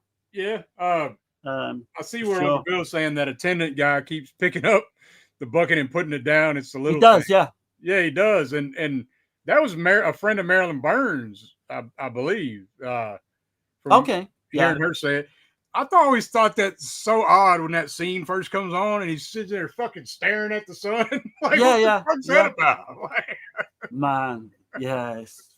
Is it the shit that what's her name was talking about? Pam? Like the whole fucking world horoscope. Like yeah. Like think about this too. Like the shit that's on the radio. It sounds like the apocalypse is fucking happening. All the bad news and shit. Like maybe I don't know. That's a whole nother way to think of it. Like I think it's foreshadowing what's about, because you've had all that shit with the hitchhiker, and if you think things couldn't get worse than that, they fucking do, man. 10 to 100 times more.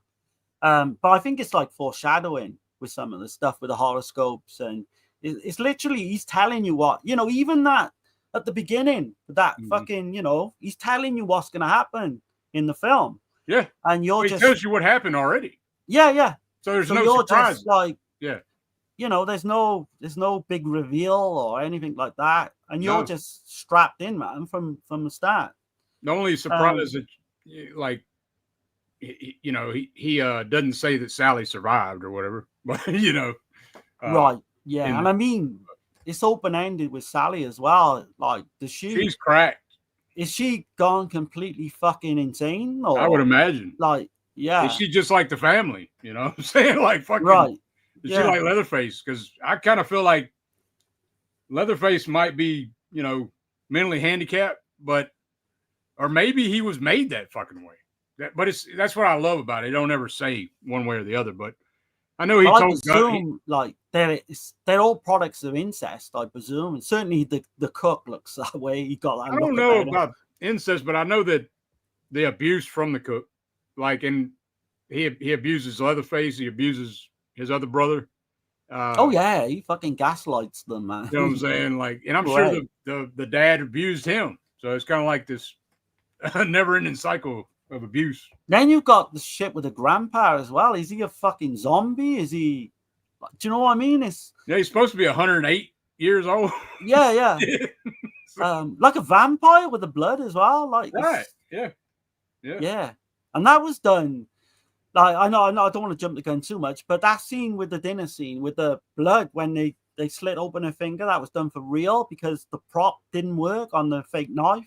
Right. So yeah, man. Gunner said that in the commentary. He said that he took the fucking tape off the knife and cut her for real. He said they were so fucking crazy in their mind. He just he didn't care. Yeah. He said he didn't care about hurting her and shit. I was like, damn, that's crazy as hell. Yeah. Nobody noticed, he said, because they were all out of their fucking minds. It was like 27 hours going on or whatever during that scene, you know? Man, you can imagine. But the scene you showed there as well with the smear on the side of the fucking van. Yeah. Like they say later on, they joke and he said, oh, it's like the mark of Zorro. But I think he's literally trying to put some kind of weird fucking sign like marking them. Yeah. Like marking his territory for later on, you know. But they don't really go nowhere though. I was reading that too. Like it was gonna in the script, but it really never really went anywhere. If you think about it. I guess he wanted the other members of the family to see that and to like, so they could, you know, he's kind of telling them, but it doesn't really make a lot of sense, but it does work. in terms of like it's creepy. You just don't know because it never gets brought up or anything. The cook's really trying to get their ass out of there. He's like, I don't got no gas, you know, like yeah. You want some barbecue? Then he kind of changes his mind too, though. He's like, why don't y'all hang out here for a while as a barbecue? Shit. And I'm wondering if he wants to keep them there so he can like alert the other family members to come down and kill them, or we just don't know. And that's what I like about this film. It don't tell you. No, it's split. You know, I'd rather it not, you know, tell you everything. Let it live on its own merit, you know. That Daddy Longlegs scene as well always like freaked me out when I was a kid. Yeah. Because we get them here as well. Oh yeah. And they're just in the corner of this fucking room, and it's such a weird shot. Yeah. Like, but if you hate like insects and shit like that, just fuck me, man. And it just keeps coming at you, doesn't it? Every scene, like, it's relentless. But yeah, so I'm trying to work out where we're up to now. So Kirk and Pam, they discovered the other house, and it's surrounded by all these weird fucking, like, there's a clock on a stick, like literally in the background of what we got on screen now. There's like an old tent, I think makeshift tent put up at some point. But because they come across all these abandoned cars as well, but because they see like a generator, I think Kirk like wants to go up to the house and like batter with them about getting some petrol. Yeah, we call it petrol. Like it's weird you call it gas in the US. Yeah. But yeah, so that, you know, he's kind of got that in his mind. And I think Pam's like, she doesn't want nothing to do with it. And you've got that great scene there where she just kind of sits on that fucking bench outside. Right. That's one of the greatest. You want me to go ahead and like, go there? Yeah, we're up to there. So if you want to play that, yeah. Okay. We could talk about it first, and then I could play it either way. Okay, so I'm up to so Kirk finds, so he's on the porch of this house and he finds this fucking tooth. I always thought that's a weird thing too. So the tooth, man, it just like fucking hits the fucking floor, don't it? Yeah, it did. Yeah, it comes like out of nowhere. Like what the fuck? And is it? I presume it's quite a big one. It's an animal tooth, yeah? Or it's a big ass. It looks like a human tooth, but I think it was an animal tooth. But it. Oh, it's meant to be a human. You mean? It's supposed to be a human tooth. It's got a filling in it. Yeah. Oh, yeah. I didn't think of that. Yeah. But I mean, it's just so odd that motherfucker just hits the fucking floor on the porch, like out of nowhere. It is, yeah, you know? from nowhere, man. But yeah, and then you can like think nothing about it either, which I thought was odd. Like, well, he ends up just giving it to Pam, and she's like, "Fuck, get her." He's just gonna fuck with Pam about it, you know. But she's like, "Let's go, let's get the fuck out of here," you know, kind of shit. And he's like, "No, you know, like no, fuck," because Kirk's got all the fucking bright ideas, you know. But speaking of that, I'll go ahead and play some of that shit. Here we go.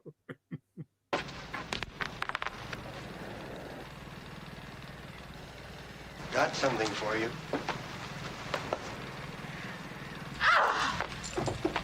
Let's go. Hello? Let's go. Is anybody home? Hello?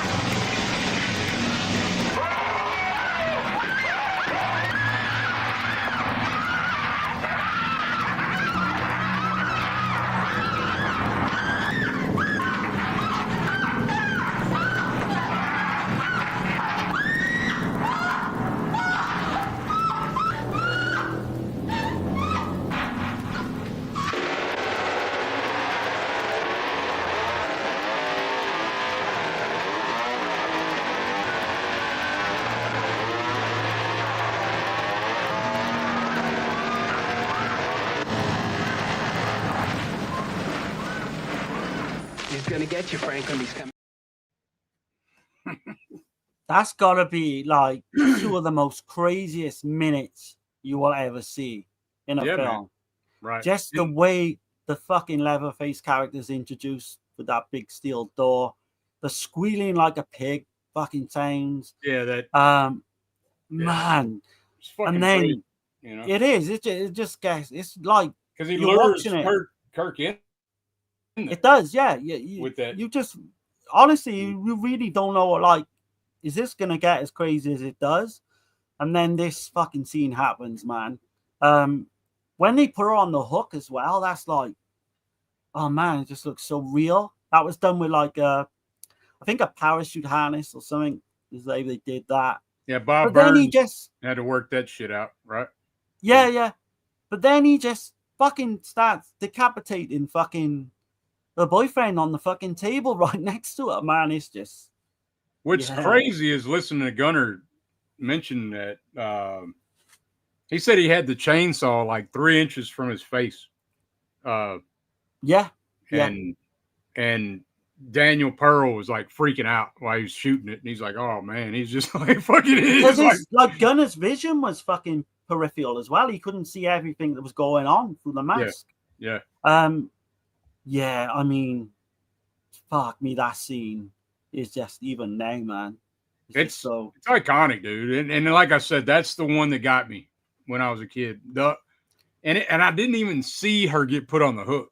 It was the whole getting to the hook when I was a kid that was jacking with me so hard. Then her acting ability, her screaming and squirming and shit in his big ass arms, you know what I'm saying? Like it was like it affected me so you know the thing deeply as a child. The thing that gets me even now that I gotta look away, that fucking squelch when the hammer fucking just the sound, like it's like a squelch sound. It just even freaks me out now to this day. Oh, it's just before he starts convulsing and fucking just oh man, just the way it like hits him. And of course, like things get crazy, and you got the so Jerry, he like winds Franklin up, doesn't he, about the hitchhiker? He's just now saying he's gonna come for you. That's definitely a nod to Night of the Living Dead for sure. Oh yeah. He's gonna get you, Franklin. He's gonna get you. And that's what I mean. They keep fucking like Franklin gets the worst end of the stick on everything, I think. Yeah. But yeah, so he's like on edge, Franklin, because he's thinking this fucking hitchhiker is gonna come back for him. But then Jerry goes to look for Kirk and Pam. And you've got that great shot then of the sun going down, which I love. But even him, he enters the house, you know, and he hears all these fucking squealing noises. You got Pam in the freezer.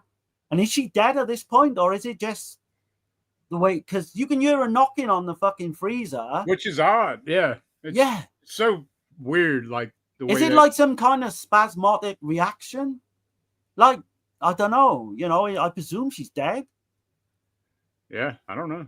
It's a weird one. It's great. It works, you know. And then you've got Leatherface just out of fucking nowhere again, just levers him over the fucking head. It's like, man. But you get that weird scene with Leatherface saying, you know, he's this big ruthless killer. He's done what he's done. But then he starts fretting over like who else is there. Have you seen that one scene when he like straight after him and he's almost like here we go, like a mouse character in a way? Yeah. Yeah, I mean, here we go. Yeah, go on. Yeah. Are you guys in there? Hey guys, quit playing games. Pam, is that you? Okay, you guys.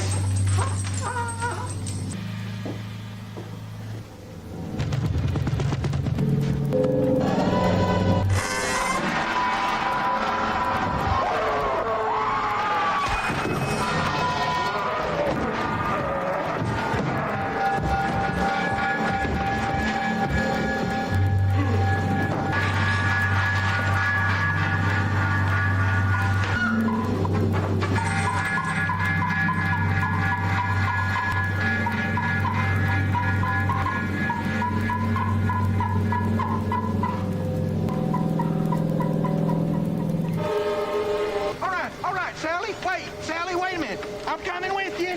Sally, wait a minute. Sally, I hear something. Stop. Stop.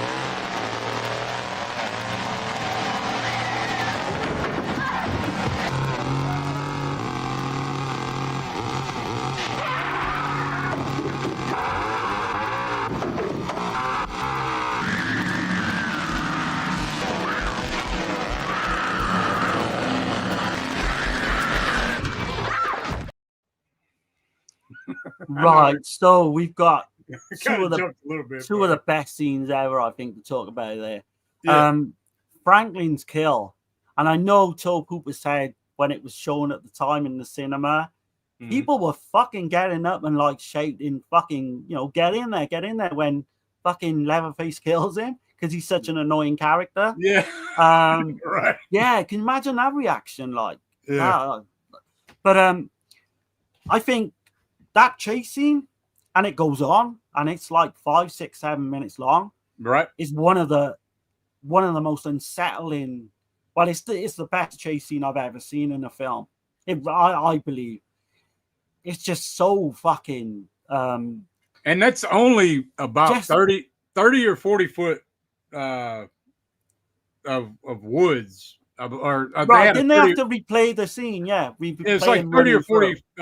They had like, I think 40 foot of track on it for a dolly, right? Yeah. So they kept so the way I understand it is they changed the lenses.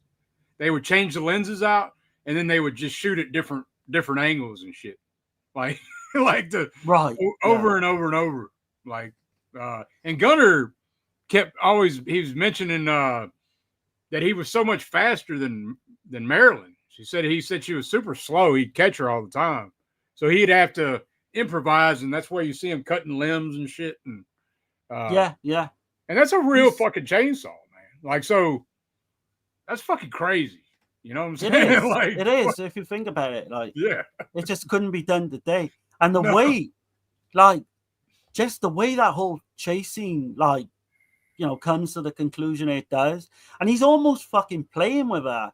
Like, even the end scene with you've got the hitchhiker running with her, and he's fucking slashing at her with the fucking straight razor, like almost just playing with her. They don't even really want to kind of catch her up. They just want to make her kind of like worse and worse for her. Like, but man, yeah, what kind of happens then in with the fucking cook and all that is just fucking legendary.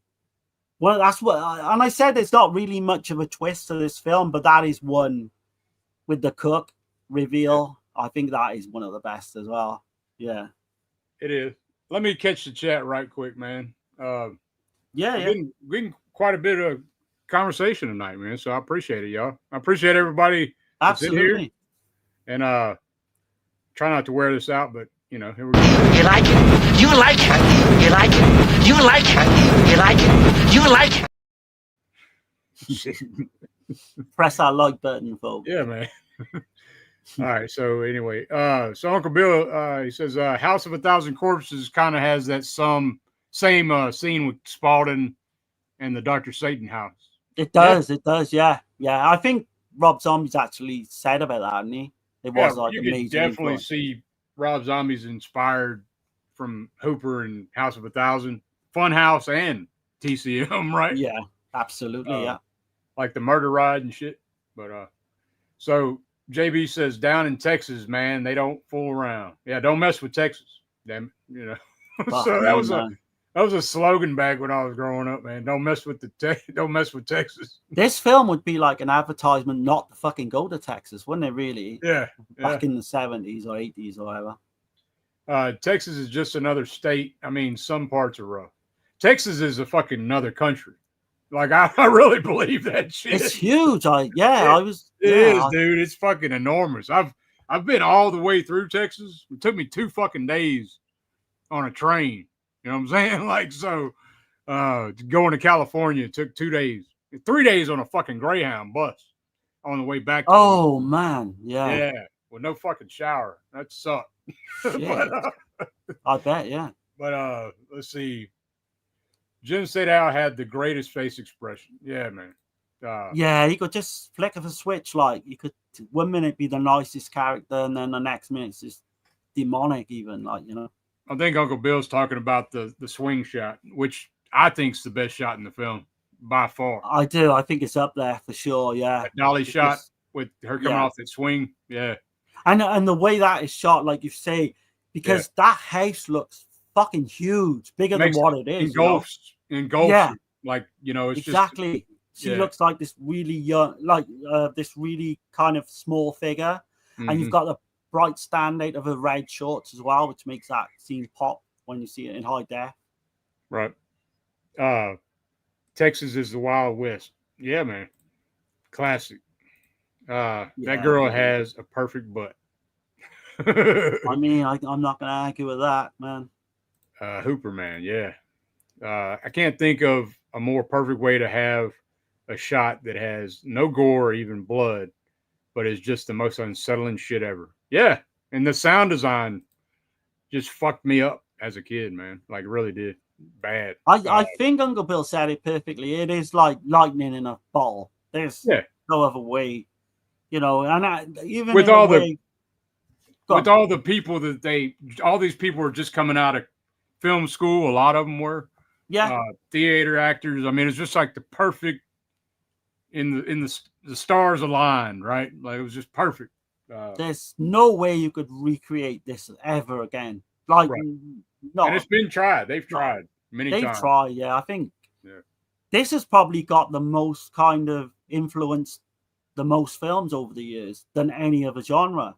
If you think about it, the slasher genre, and I do call it a slasher. I know people probably won't because there's no kind of, you know, killer with a knife type thing. Well, I guess that is, I suppose, but this is There's a some proto slashing going on for sure. Oh yeah. With that fucking hitchhiker.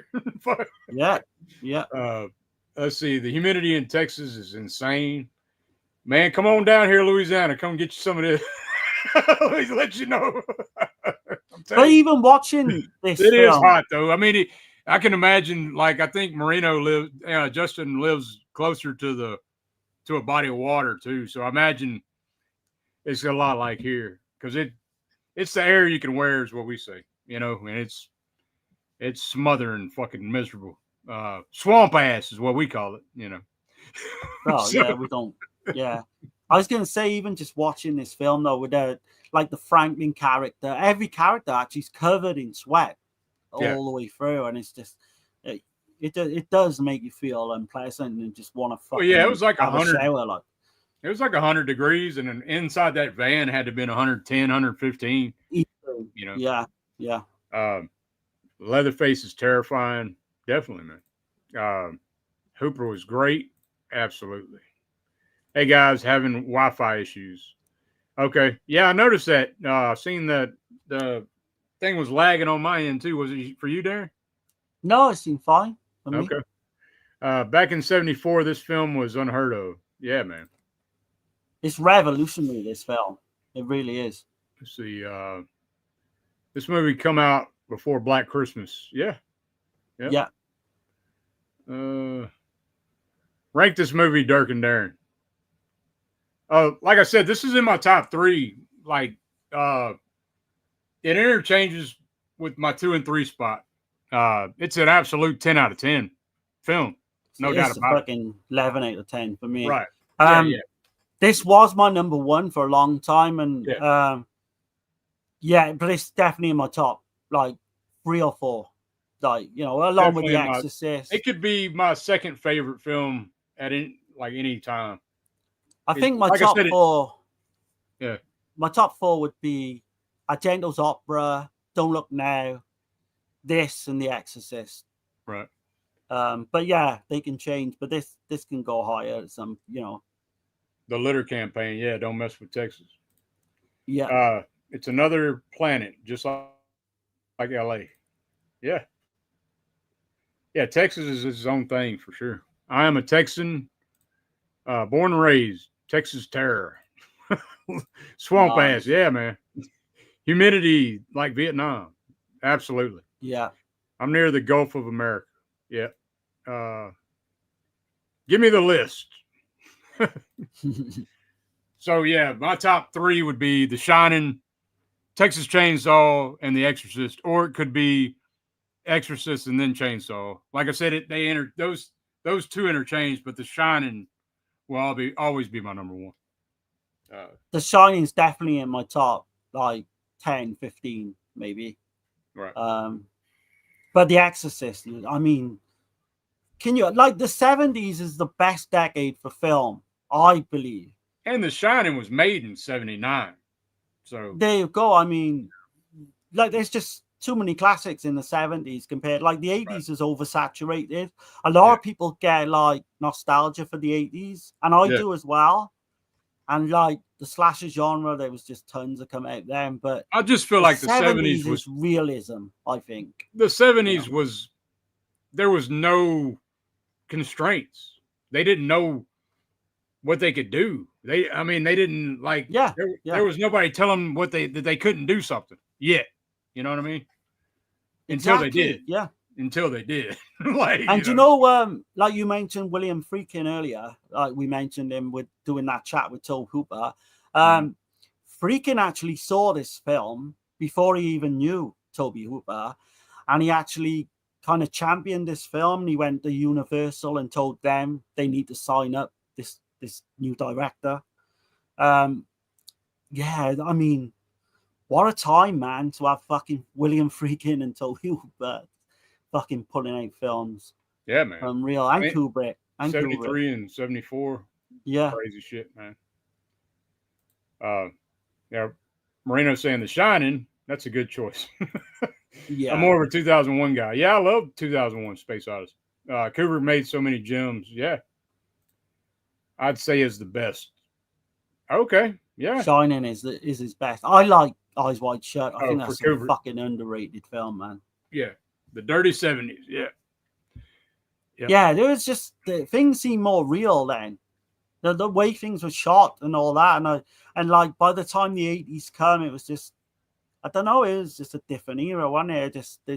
Things didn't feel as. And I didn't think of. I guess I never really thought of this before, and I know this that people always say there's no blood in this film, but there actually is some. There is blood in this film, yeah. And when you see the blood, it looks really fucking good, don't it?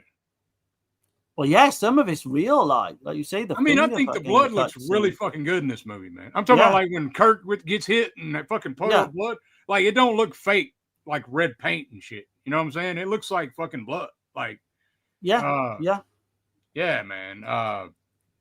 That's fucking because when there's something to do with like they had to prove that this wasn't a snuff film to somebody. I don't know. Yeah, maybe. I heard that. Yeah, I heard that they had to prove it wasn't a snuff film or some shit. I know that kind of happened with Last House as well on the left, and there's another great film like literally a year before as well. Yeah, I mean, the 70s. There's no argument to be in the best decade. Yeah, but yeah, man. We're up to the Sally goes to the gas station part. Yeah, so that scene where we got, Franklin's been killed, Sally runs through the thickets, and the suspense in that's fucking great. When she gets hit with the branch and hits the fucking ground, you're like, oh shit, and Leatherface is coming, and but you feel like especially after hearing Gunner say that he kept having to slow down and shit, you see how slow she runs, right? Like. There's some parts where she looks really fast though, but that scene where she runs in there with the cook, they said they did that scene 17 times. They did, yeah, over and over. And Hooper said her knees were skint the fuck up from falling down and shit. you know. Pretty much didn't like Jim Seidel's character. He wasn't hitting as hard as he should have been, and that's why the takes were going on. And then I think Marilyn Burns turned around to him. Yeah. I think she turned round to him and actually said, "Just fucking hit me, man. Let's get this scene done." You know. But yeah, I mean, one of the best kind of fucking twists you'll ever see. The way he just turns, man. It is great. Yeah, and you notice as well, he's cooking all the fucking food. I never noticed that before as well. Oh, cooking, yeah. Yeah, he's cooking all the barbecue in the back. Yeah, and she's just looking at that shit, and she's like, huh? And then, but I always thought it's so creepy because it's a deleted scene. I don't know if you've seen the scene or not, but it's on this. By the way, like, so here's some of the. I was going to show these a little bit. So yeah, I've seen some of the deleted scenes. That's the Turbine edition that I got. That's the artwork that I remember in the video store back in the day. I love that artwork. Yeah, that's the one that I remember in the video store though. Like, yeah, that's the OG. Yeah, and but the second sight edition, man, I've got that. Yeah, man. It's fucking great. But there's a deleted scene that I had never seen before, where you see when he's chasing Sally and she's going into where the cook's at. Leatherface stops right there. He don't want to go no further. Have you seen that? No, I haven't seen that one. Yeah, he stops, man. Like he's scared of the fucking cook. You know what I'm saying? Like he don't want to fucking go over there. And that's why you don't see him go over there. Like you're like waiting for his ass to come when you first see it. He never comes. And then, but I remember when the first time I seen that shit, when you just see the darkness and the doors open. Yeah. And you're like, oh shit. And then you hear the truck, but you think it's the saw. And Jim Sidow's backing the truck up, you know? Yeah. You're like, okay. Then you're kind of like left at ease again. And he comes in there with a fucking potato sack and some rope. And he's all nonchalant. Oh, it's going to be all right, you know? Like, got the fucking broom as well. He's fucking hitting her over the head with a broom.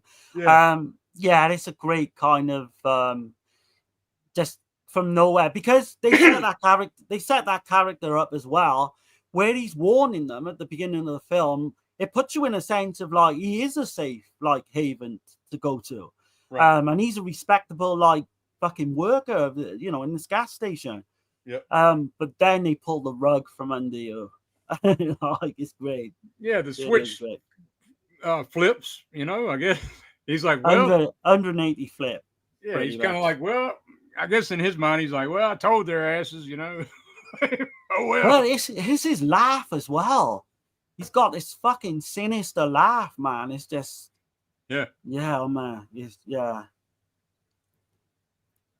man. Then he, I don't know if you got a clip, but I was gonna like go on to that where he takes her in this fucking truck, and then he's beating her over because she's riding the passenger. Oh, okay, go on. Yeah, so he's you know, I just want to mention like with the whole rope and the sack and shit, and he's like, what does he say? He said, "Oh, no need for that," and she grabs that knife or whatever, you know. But and I'll go ahead and play the clip. Yeah. Here we go. There's no phone here. Take it easy. Take it easy. I'll get the truck. Area weather is expected to continue warm and typically Clyde Kiewit of Newton, the Muerto County Sheriff's Office morning in the Muerto County sported dozen coffins dropped only a hand or foot. The remainder of the What are you doing? You don't need to worry. No! You just cooperate, young lady, and we'll have no trouble. There's no need to do that. Nobody's gonna hurt you.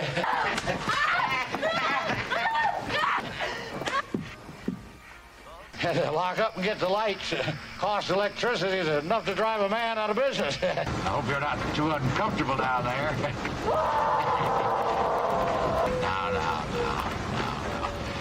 No. There's no need to do that. No. Little coon shit. Come here, you nap-haired idiot. I told you to stay away from that graveyard. Look what your brother did to that door.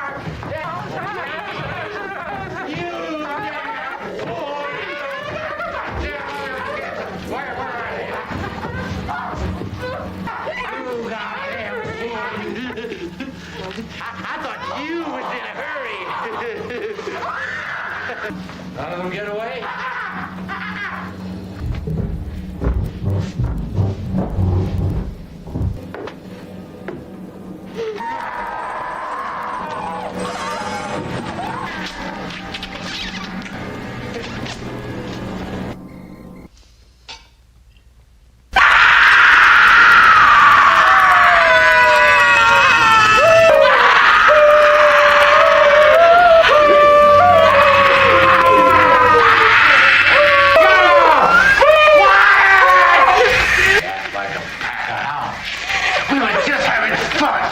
Think this is a party?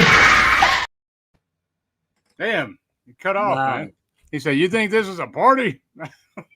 Some of the one-liners that the cook like delivers throughout like these later parts of the film is like just it's so like the humor in it is like undeniable, but it's weird because it's put in such a way you got some of the most horrific shit going on.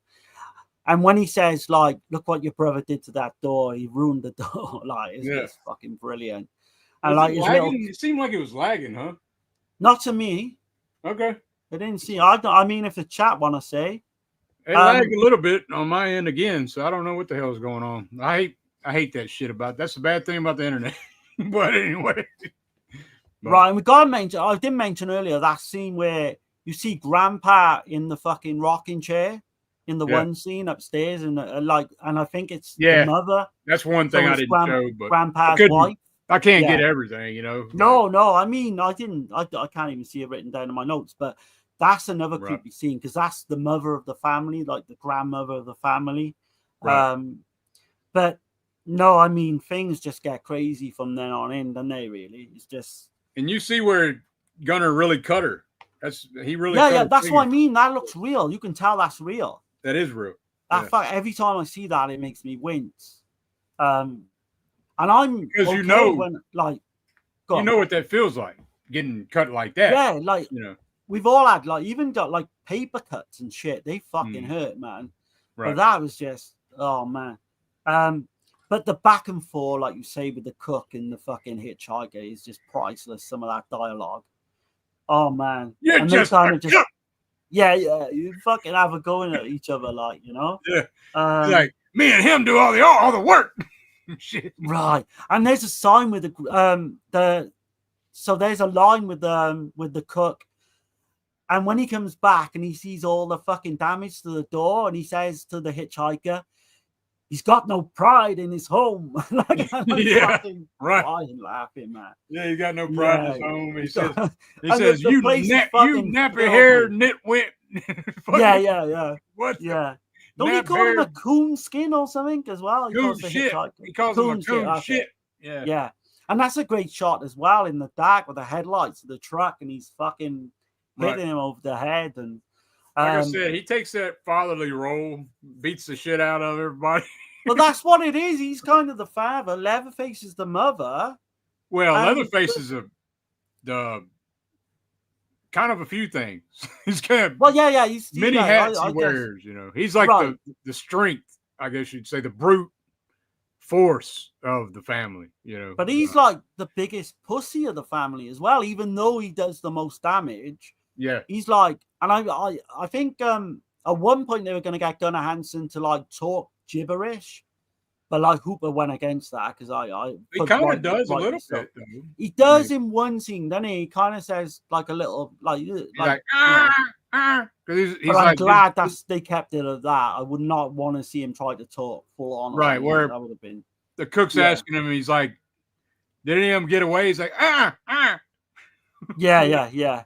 It's yeah, man. But towards the end as well, where he appears like Leatherface appears like almost dressed like a woman.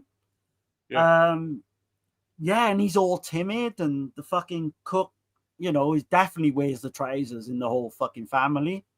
But then he kind of backs down at the table to the hitchhiker a little bit. It does. It's a weird dynamic, man. The whole family is like just. It's like they switch roles. Egos, yeah. You know, between the hitcher and the cook, anyway. Well, the hitcher like almost starts. You know, at one point, the cook is hitting him over the head, and he's telling him, "You fucking idiot!" Like literally grave digging up, you know, all those fucking bodies. And then he kind of berates the cook then, doesn't he, later on in the dinner scene, to where he seems like he's over the cook. It is kind of a weird, like, dynamic, yeah. Yeah, because he's telling them, like, all you do is cook, and me and him do all the damn killing and shit, you know? Yeah, and the cook says, he says, well, just get on with it, you know, just, I don't want nothing to do with the killing.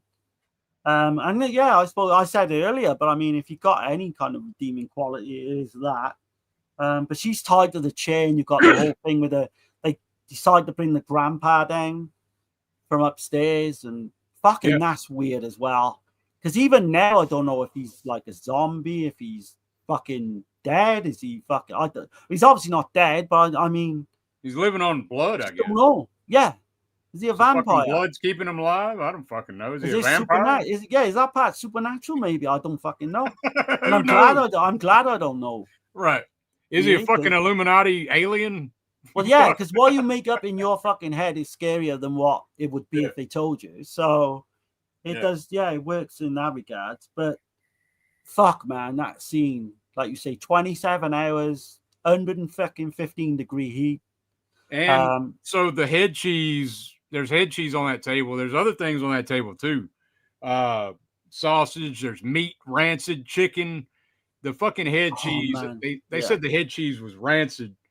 Then they start cooking, on the table, like you say. It just starts fucking. And they would bring in the fresh head cheese from the other room. They said that the other room was only 100 degrees, but that room was probably 120 degrees that they was in. Right. Yeah. So. And that was the final like shot of the film as well when they were shooting. Yeah.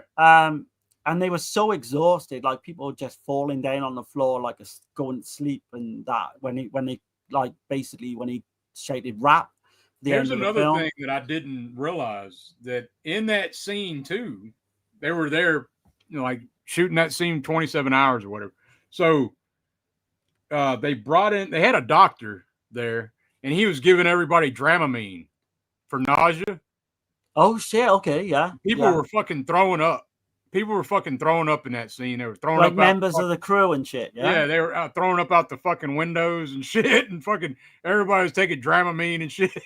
Like, so you can believe it as well. Yeah. Right. Yeah.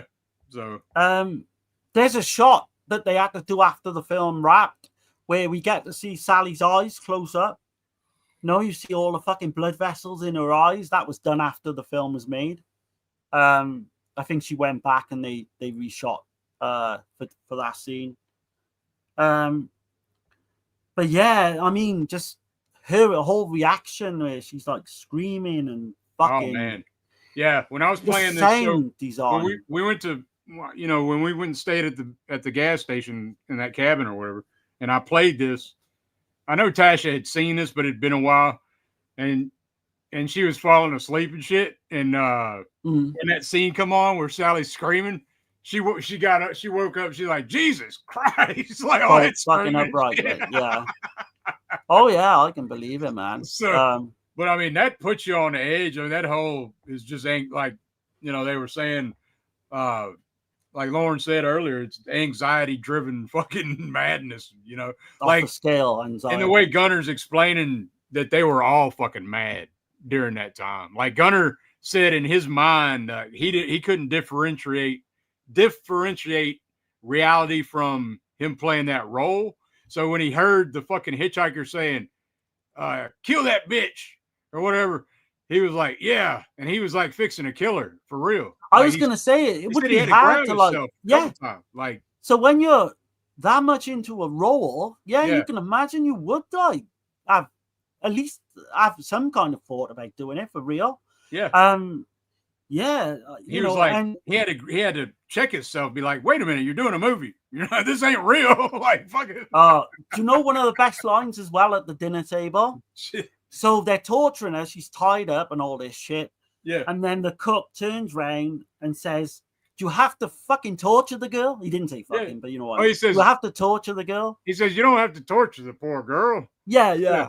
And I'm like, shit. Now everything that's gone on so far. That's what I'm saying. He's like skits. Like he's skits. He's I think back that's and forth. you know?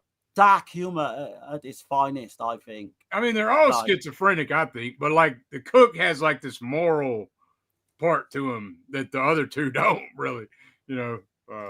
You got the whole shit with the grandpa with the hammer as well, because he was like an amazing guy that used to work that hammer against the fucking cows in the slaughterhouse. Yeah, he killed 60 in 5 minutes or whatever the fuck. He was pretty much the best around at doing that. Killing one hit. Even the hammer like fucking hits it at one point, and I know it's not a real hammer, but it does look fucking convincing. You know that made her bleed, right? Off the side. Yeah, you can see it in the shot as well. No, it's real. That's the wood part that comes out the top. Yeah. Oh, it's real, is it? It really fucking hit her. Yeah. Shit. It's a rubber. I think it's rubber or foam, the hammer itself, but the wood's real wood, and it really cut her on the back. At one point, I think it just bounces off the side of her head, and I'm thinking, fuck. Yeah, she went through hell, dude. Like, they had a stunt double for her to jump through the glass, and the stunt double jumps through the glass like 2 foot and lands on a fucking mattress. And then they made fucking Marilyn jump off a fucking roof or some shit. Did you hear about that? No.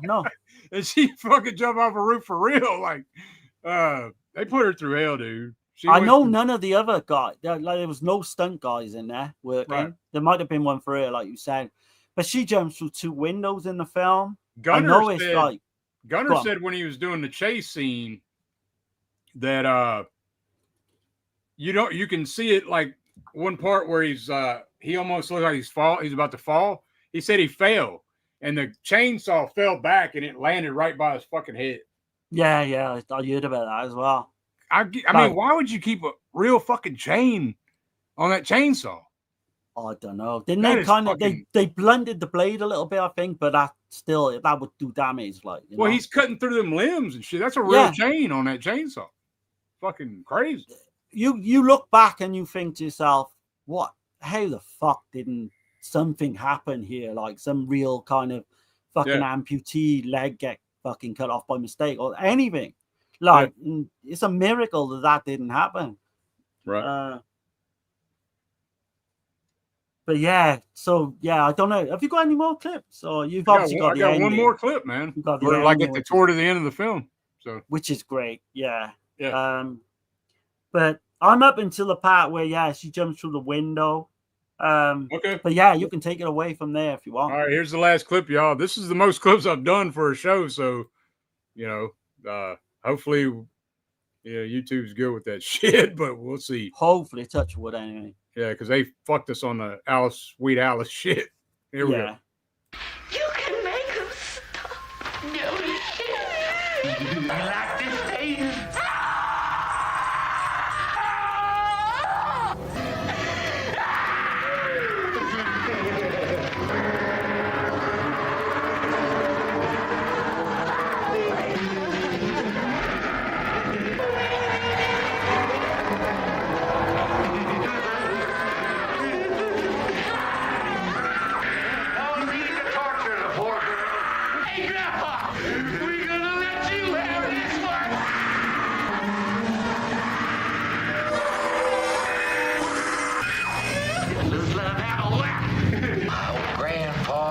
Killer there ever was.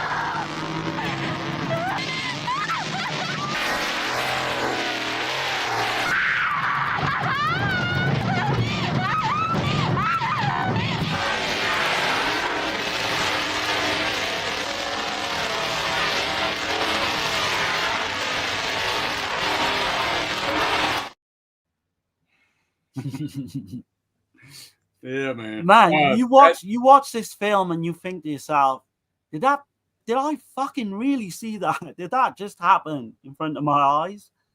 And like, that shot with when the 18-wheeler hits yeah, Neil, the hitchhiker. Yeah. You know how they did that, right? No, go on. Oh man, that's because it looks real. Some kind of dummy, yeah, but well, I'm saying it looks real when he gets hit, right? It does, yeah. So what they did was they put Ed up against the 18-wheeler and and then back the 18-wheeler up. Like so they reversed the shot. Yeah, they reversed the shot, and it's fucking still holds up, man. It's very effective. I think like it's fucking great. Like, there is a shot in the deleted scenes as well of his face when he's on the ground, but that didn't work for continuity reasons because it looks like that fucking truck went over his head. Oh yeah, literally. So yeah, it wouldn't have worked. But yeah, I mean, can you imagine handing this script into like fucking producers or something, and you reading this script? Like at the time, you'd be thinking to yourself, "What the fuck, man? How the fuck are you gonna do this?" Right. And this was originally going to be called. They were trying to decide between Leatherface and Head Cheese. Yeah. So and Hooper didn't want it to be called the Texas Chainsaw Massacre because he thought that revealed too much in the title. Mm-hmm. But no, man. I mean, they were dead on with that title. They as dead on as I've ever seen any title in past or present. Like that whole ending with the guy in the truck as well, and he fucking starts running away, and oh man, it's like your worst nightmare, isn't it? Can you imagine? Because when she gets so the pickup truck comes and rescues her. Can you imagine just driving one morning? You're driving along, you see fucking this woman come out of nowhere with Leatherface and fuck. Oh man, yeah, no shit. And this woman's covered in blood and shit. Yeah, and the way he wields that chainsaw and he does that dance at the end. Fucking great. No one could do that. Only Gunner, could do that. Right. So that's something else. So I wanted to mention. I gotta shout him out because in the game, like anybody just now watching this or whatever, in the game, so Kane Hodder did the mocap. Okay. Yeah. He did all the mocap for Gunner. So he does the chainsaw dance. Of course, and all the movements of Gunner and shit. Game, which I thought's cool as hell. That's a nice little touch, yeah, actually. Yeah. Here's another edition I got. That's a Dark Sky edition. Okay, yeah. This is the one. This is a steelbook. This is one that's got the Friedkin and Hooper interview. Oh shit, you've got different. I've got a steelbook as well, but mine's completely different. Yeah. And then I got. Which I showed that one already, but then I got the Sally. I got the Sally Eye. Okay, you've got completely different editions to me. I only grabbed a few. Have you seen this one before, the Dark Sky?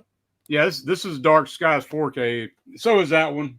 I'm a goof. I think this is just blue. This is one film I'd buy like all the fucking, So. Oh God, yeah, that's 100%. I mean, I didn't grab none of the older ones I got, but that's like some of the. I've got literally 7 or 8 editions. Right. I regretfully sold the fucking pre-search VHS a few years ago. So there's that I wish I never, but I knew I'd regret it. Nice, man. Yeah. Yeah, nice. I'm a huge fan. I mean, I know we've gone on and gushed over this damn movie, but I mean, I said it was going to be a long one, but right. I mean, what else to say, man? I mean, I've still got shit, Yeah. Written down, but I mean, if it's up to you, man, if you want to. I think we've covered pretty good, man. Like, I know there's a lot more. Here's that artwork for the game as well. Oh, okay. Which I thought was killer, but came with the poster. Nice, man. Yeah. Anyway. So this was filmed in 16mm, but blown out was 35. Blown out, for 35 for the theatrical release. Mm-hmm. The chainsaw used was a Pollen 24-5A, modified a little bit for safety. Just looking at little bits and pieces I got. The Hitchhiker's Polaroids, they were created by the crew using local actors and fake blood, believe it or not, staged to look like the gruesome crime scene photos. So that's when he's showing them those photos that, in the van. Mm-hmm. Did you realize that Bob Burns, he only had a $3,000 budget for the art department, like for design, production design. Oh, right. So that's why he's literally just gone out and picked up fucking real bones and shit. He had $3,000. He went to thrift stores, found dead things in pastures, went to slaughterhouses. So so in the film, here's all the dead shit that he got. So okay. he used 8 cows, 2 dogs, a cat, a deer, 3 goats, 2 real human skeletons, 1 chicken, and an armadillo. So the real skeletons they got from abroad, you said earlier. I don't know if you said it before we come on here, but they got it from India. Yeah, India. Fuck me, man. Yeah, it was cheaper to buy real skeletons from India than it was to buy the plastic ones. There are some plastic stuff in the film, but I guess Bob just decorated it all up, man. Like made it all, and then put all that shit together, kind of like Ed Gein would do and shit. You know, we didn't mention as well the chicken in the fucking birdcage as well. That always like freaks me out. Right. There's a name.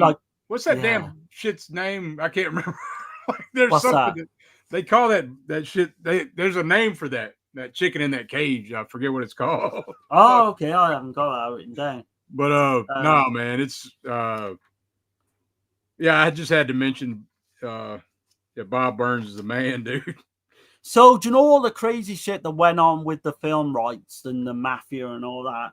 So literally the film, after they shot it, was briefly lost for a while because the negative almost got lost to disputes with the shady distributor Bryanson, and they had ties to like all this organized crime.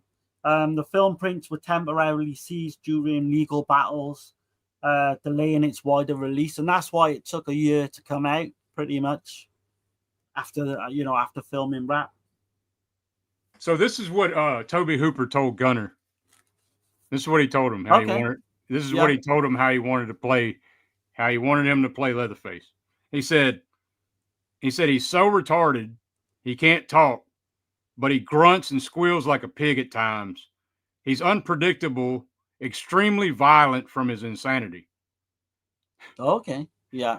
And then the hitchhiker was he asked the hitchhiker, "Can you do weird?" He had Ed Neal, "Can you do weird and shit?" And he said he's going to be scheming.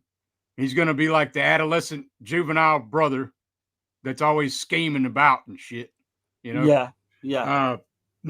He said, and the older brother wants to be looked at as respectable, but he's going to take the fatherly role and shit, where he beats the shit out of everybody.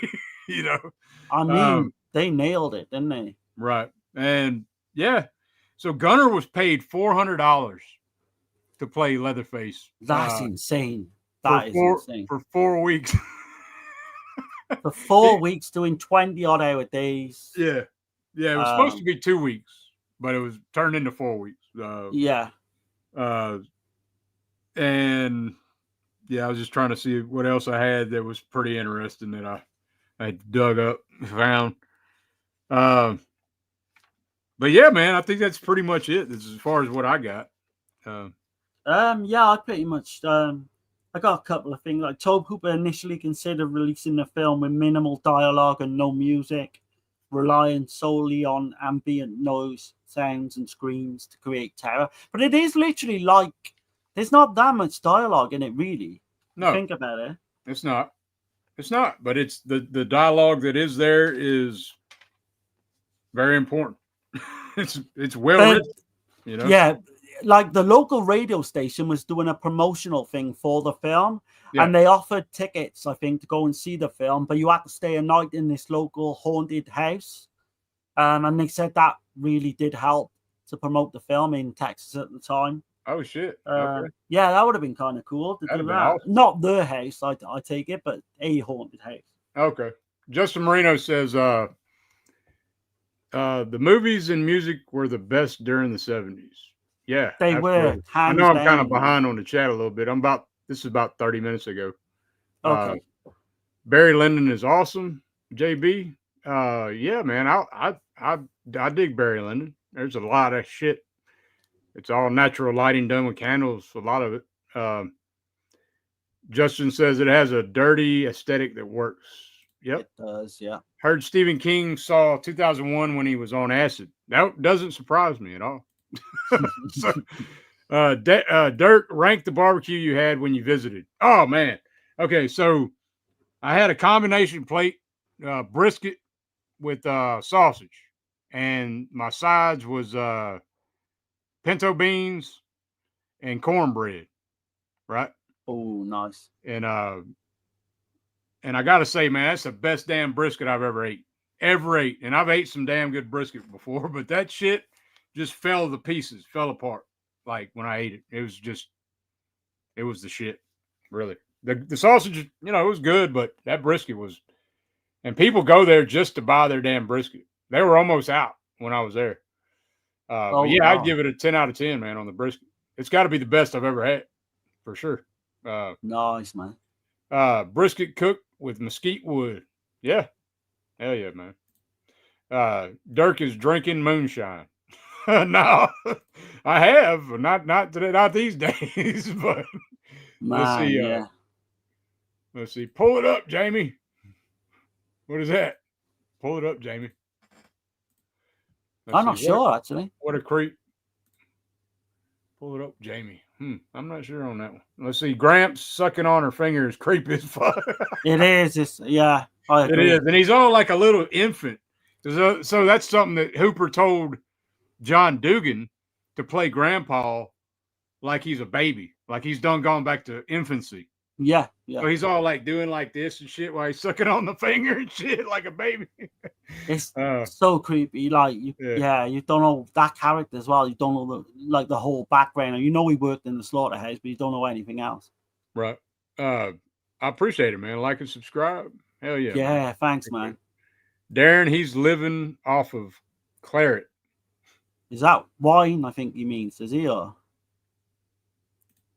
off of claret? What? Yeah, claret's like a wine, I think you mean. Okay. But I'm like Dirk, I haven't drunk for a long time. Yeah. Justin says, fuck YouTube sometimes. Yeah, I agree with that. Well, let's keep our fingers crossed that they, don't want to give certain people fucking ideas to go and, do stuff. Elation. Okay. The best sequence. Yeah, man. I mean, they all are. If you actually break down the whole film, every sequence is like, it's just relentless, isn't it? I mean, dude, I watched. I'm not playing this to prepare for this one. I ain't even bullshitting, I watched this film probably 5 times this go round. Yeah. And every time I bet it just went like that because it goes quick. It never gets old to me. It just flies by. Like and watching commentaries and shit too. Yeah. But I mean, it's that's why it's in my top 3 for sure. TCM and Alucarda probably have the most screams in a movie. Both are killer films. Alucarda. I've heard of Alucarda, but I've never seen it. Okay, I might need to check that one out. Just great anxiety and tension. Yeah, man. Yeah. I wonder how the driver escapes after the movie ends. I think that's what we were mentioning. Yeah. So. Well, maybe he don't escape, but I mean, I know he says at the conventions he's always joking around that he joined the family because you see him in part 2 or whatever. But yeah, I presume in the actual context of the film that like Leatherface maybe catches up with him because he's a big, heavy set guy as well. Well, Leatherface's legs fucked up too, though. So yeah. I mean, he could have maybe got away, I suppose, but yeah. I'm glad they didn't tell you everything. I wonder. He went for barbecue. Yep. But is he like you've met him? Is he still a big guy? I think I've asked him this before. He's actually in a wheelchair. I mean, that's sad. But no, great guy, man. Great guy. Yeah, yeah. He'll sit there and talk to you, man. He's real down to earth, man. $20 autograph, man. You can't beat that shit, you know. You think about it, he's the fucking hero of the film, really. Yeah. He is actually the hero of the film. Yeah, kind of. Yeah. Yeah. Sally wouldn't have made it. No, she would never made it if it wasn't for him. Let's see. Brisket and sausage. Yeah, man. Yeah. With mac and cheese. Yeah, yeah. Oh, shit, I love the you're making me recent hungry, man. NECA leather faces. Okay. That's a nice addition I've got. Okay. I have that one, Dirk. Awesome. Awesome. I have the old steel book as well. How about that actual size chainsaw made of plastic? Yeah, I saw CK had that, I think, right? I've seen that edition, yeah. I think it was overpriced, though. I think it's coming down. I dig the VSTCM2 release. Yeah, we watched that too, man. I showed that to the family as well when we were in Bastrop. So I've got that release. I've got the Arrow one as well. I need to go back to part 2. I've not seen it for a long time, but now watching this, it makes me want to go back to part 2 as well. Yeah, Grayson's wanting to watch part 3 and shit. So I was trying to find it out, seek it out. I don't know how you take part 3 actually, Leatherface, because it's right. Yeah, I don't know. I remember that commercial. It was like Excalibur and shit, like with the fucking chainsaw coming out of the. Yeah. Shit. H-Town in the house. Yeah. I'm in H-Town. Yeah. See, I'm in Corpus Christi. All right, man. Let's see. Scratch Burno. Shout out to Kim Hinkle. Yeah, definitely, man. Did you guys ever see the movie Burns was in? Confessions of a Serial Killer. He plays a character based on Henry Lee Lucas, actually made just before Henry. Huh. That is one that I've got on DVD, but I remember the DVD version I've got is cut, so I've never gone and watched it. But they did bring out a Blu-ray of that, I think like a year or so ago. I think Chris got it in, and I think Chris said it's a really good film as well. Okay. I've never seen it. No. Yeah. But if we do that, we need to do it with do it in the context of like serial killer films, you know. 3 is underrated. I dig it. Lucas, I like Leatherface 3, but I mean it's not one I go back to a lot though. Yeah. I remember when it came out. I dug it when it came out. That's the one with Ken Forey in it. Yeah. I always liked William Butler's in it back in the day. But I mean, it's like I said before, man, when we started this tonight, if I only had this one, that's all I need, you know. So yeah, I mean, if you're gonna pick one, even if you're gonna like pick 2, I would go for something obscure like Texas Chainsaw 3D. That would be probably the second one I'd go to. Well, for me, it'd be 1 and 2 for sure. I mean, I like 2 as much as the next man, but yeah, I don't, you know. And then Leatherface is 2017. Man, I watched that once, and I own it. Fucking horrendous. Yeah. That's the only one I don't own. Yeah. Oh, I tell a lie. Shout out though, man. I don't as well. I don't know. There was 4 of these left on Amazon. I'm just letting y'all know, and they were out of print, but they're like $36 now. So if you want that shit, the Gunnar Hansen book, Chainsaw Confidential, you might want to jump on that shit. There's only 4 of them, man. So it's a great read from what I've got into it. So, but yeah, man. Shit. Next week, man. We need to figure out what we're gonna do. I thought we had it planned. I thought we got a plan. Then we got Oasis of Fear. Yeah, that's right. Designated Victim. I'm trying to think the other one. Yeah, I have got them back with some Jolly next week. Yeah. I've got them ready in the room actually. I know we're getting on for like 3 hours, but I've just got 3 or 4 things I want to show off quickly. You can, man. I got to use the restroom though, dude. Okay, I can do it while you're using the restroom. Yeah, I'll go ahead and do that. I'll mute me and I'll blow you up. So no worries, man.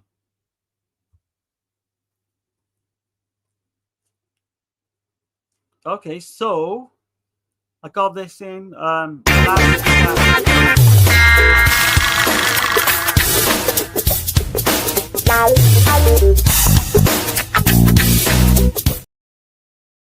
Dirk's fucking with me there, I think. But yeah, La Ragazza Nella Nebbia, which is the girl in the window, and this is like a giallo film from 2016, 17, I want to say. So I've heard good things about it. I've seen The Girl in the Lake, which is like a giallo from 2007, which I really like with the lead actor. So I've got that. Got the card player in, and I do love that cover. I know I said, oh, I'm going to get this, but I am a fan of this film, even though I hate the ending. And the soundtrack to this is fucking phenomenal, I think.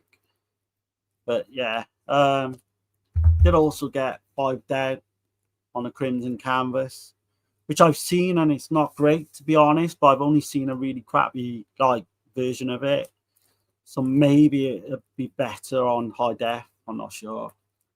And I've got the latest edition of the Dark Side magazine, which I always like to show off when I get them in.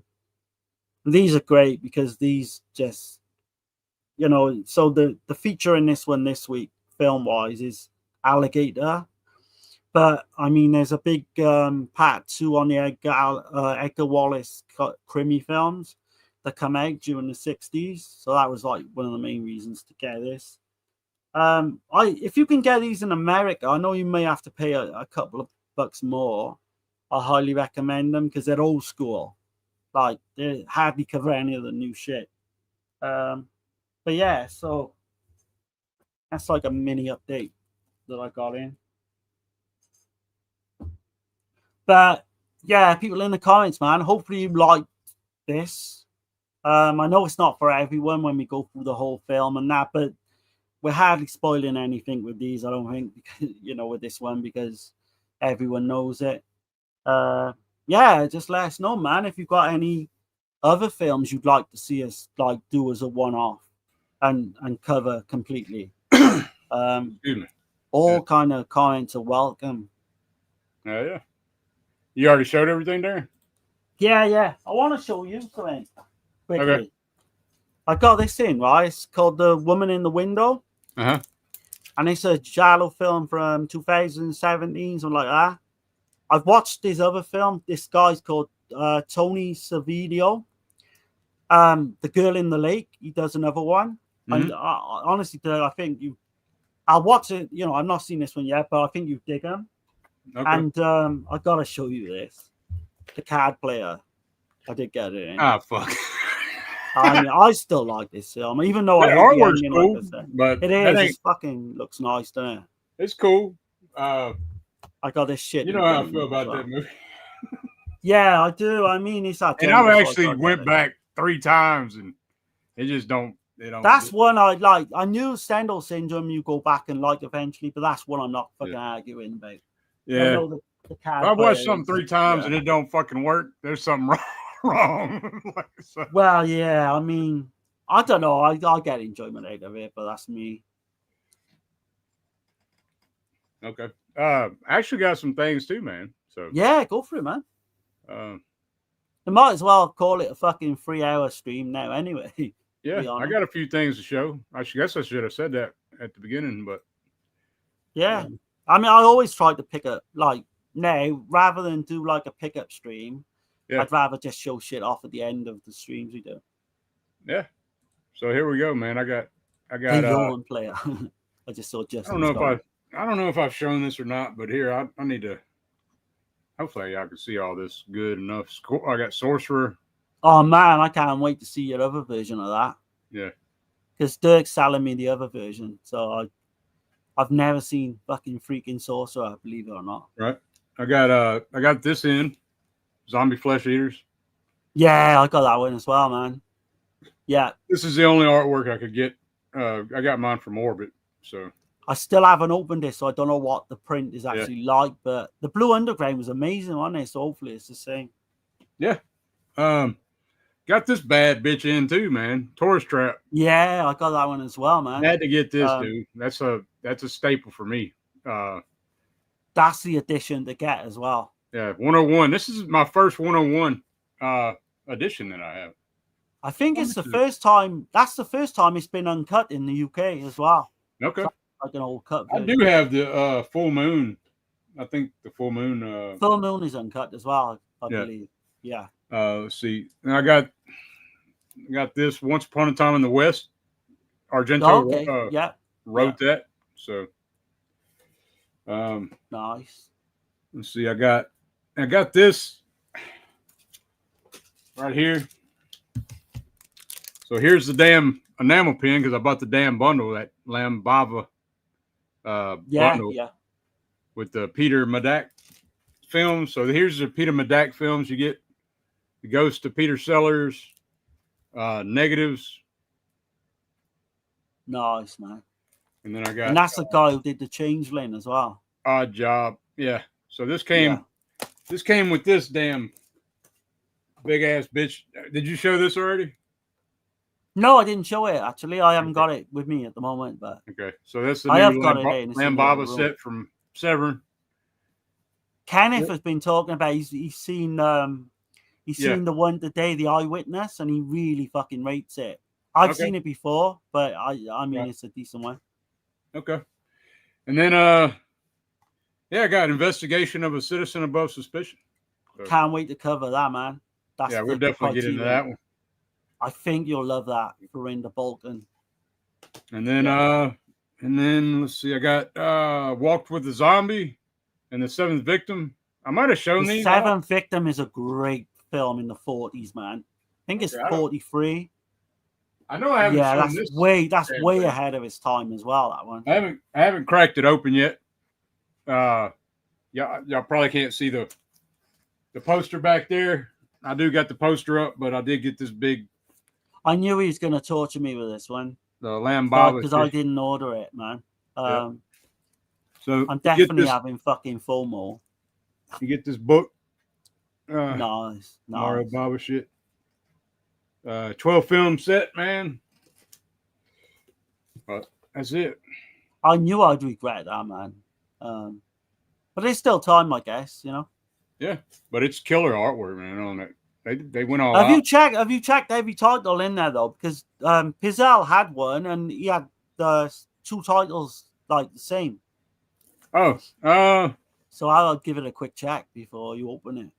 Yeah, it says Black Sunday, Girl Knew Too Much, Black Sabbath, Kill Baby Kill, Knives of the Avenger, $5 for an August Moon, Roy Colt and Winchester Jack, 4 Times That Night, Bay of Blood, Baron Blood, Lisa and the Devil, and Kidnapped. Rabid Dog. Man, when you reel them off like that, that's one hell of a fucking box set, man. Yeah. I mean, really this book's pretty good. Good little chunky book with it. Yeah. Cool. And you get the poster too. Oh, I got the poster too, so that's always good. Nice. Yeah. I mean, I don't know if it'll go down. Maybe. But who knows? But I think that's all I got at the moment. Yeah. But yeah, man, this has been awesome, man. I appreciate everybody checking us out, man. Hopefully we justified the Texas Chainsaw Massacre. Yeah, I feel like we said pretty much everything we wanted to. And I was saying when you went away then to go to the toilet and what have you, like if anyone's got any like ones we want us to do one-offs in the future, just let us know, man. Because I enjoyed these. I mean, we did The Shining, we did Eyes Wide Shut. Yeah. Just we'll do one-offs. Yeah. We're definitely going to do The Exorcist at some point. We've done Exorcist 3. We did, yeah. And hopefully, I don't know if Lorna if he's still watching or you watch this later on. Hopefully, that's the plan, and maybe get Lorna in to do The Exorcist. I think that would be a good. That's if he wants to, mind. But I thought, you know. But let's see. But man, anything else you want to bring up? So we got some Jolly coming up. I know we got. We're gonna have to get with a couple people. I gotta just check with them. I don't want to say their names in case they can't make it. But we're gonna be pretty soon. We're gonna be covering the Beyond. Yeah. That big ass 6-disc set, 4K set, and also we're gonna be covering The Hitcher. Haven't got around to that. Yeah. So, and that reminds me, like, because I did a stream last week with Chris, and Pops was in the comments. mhm.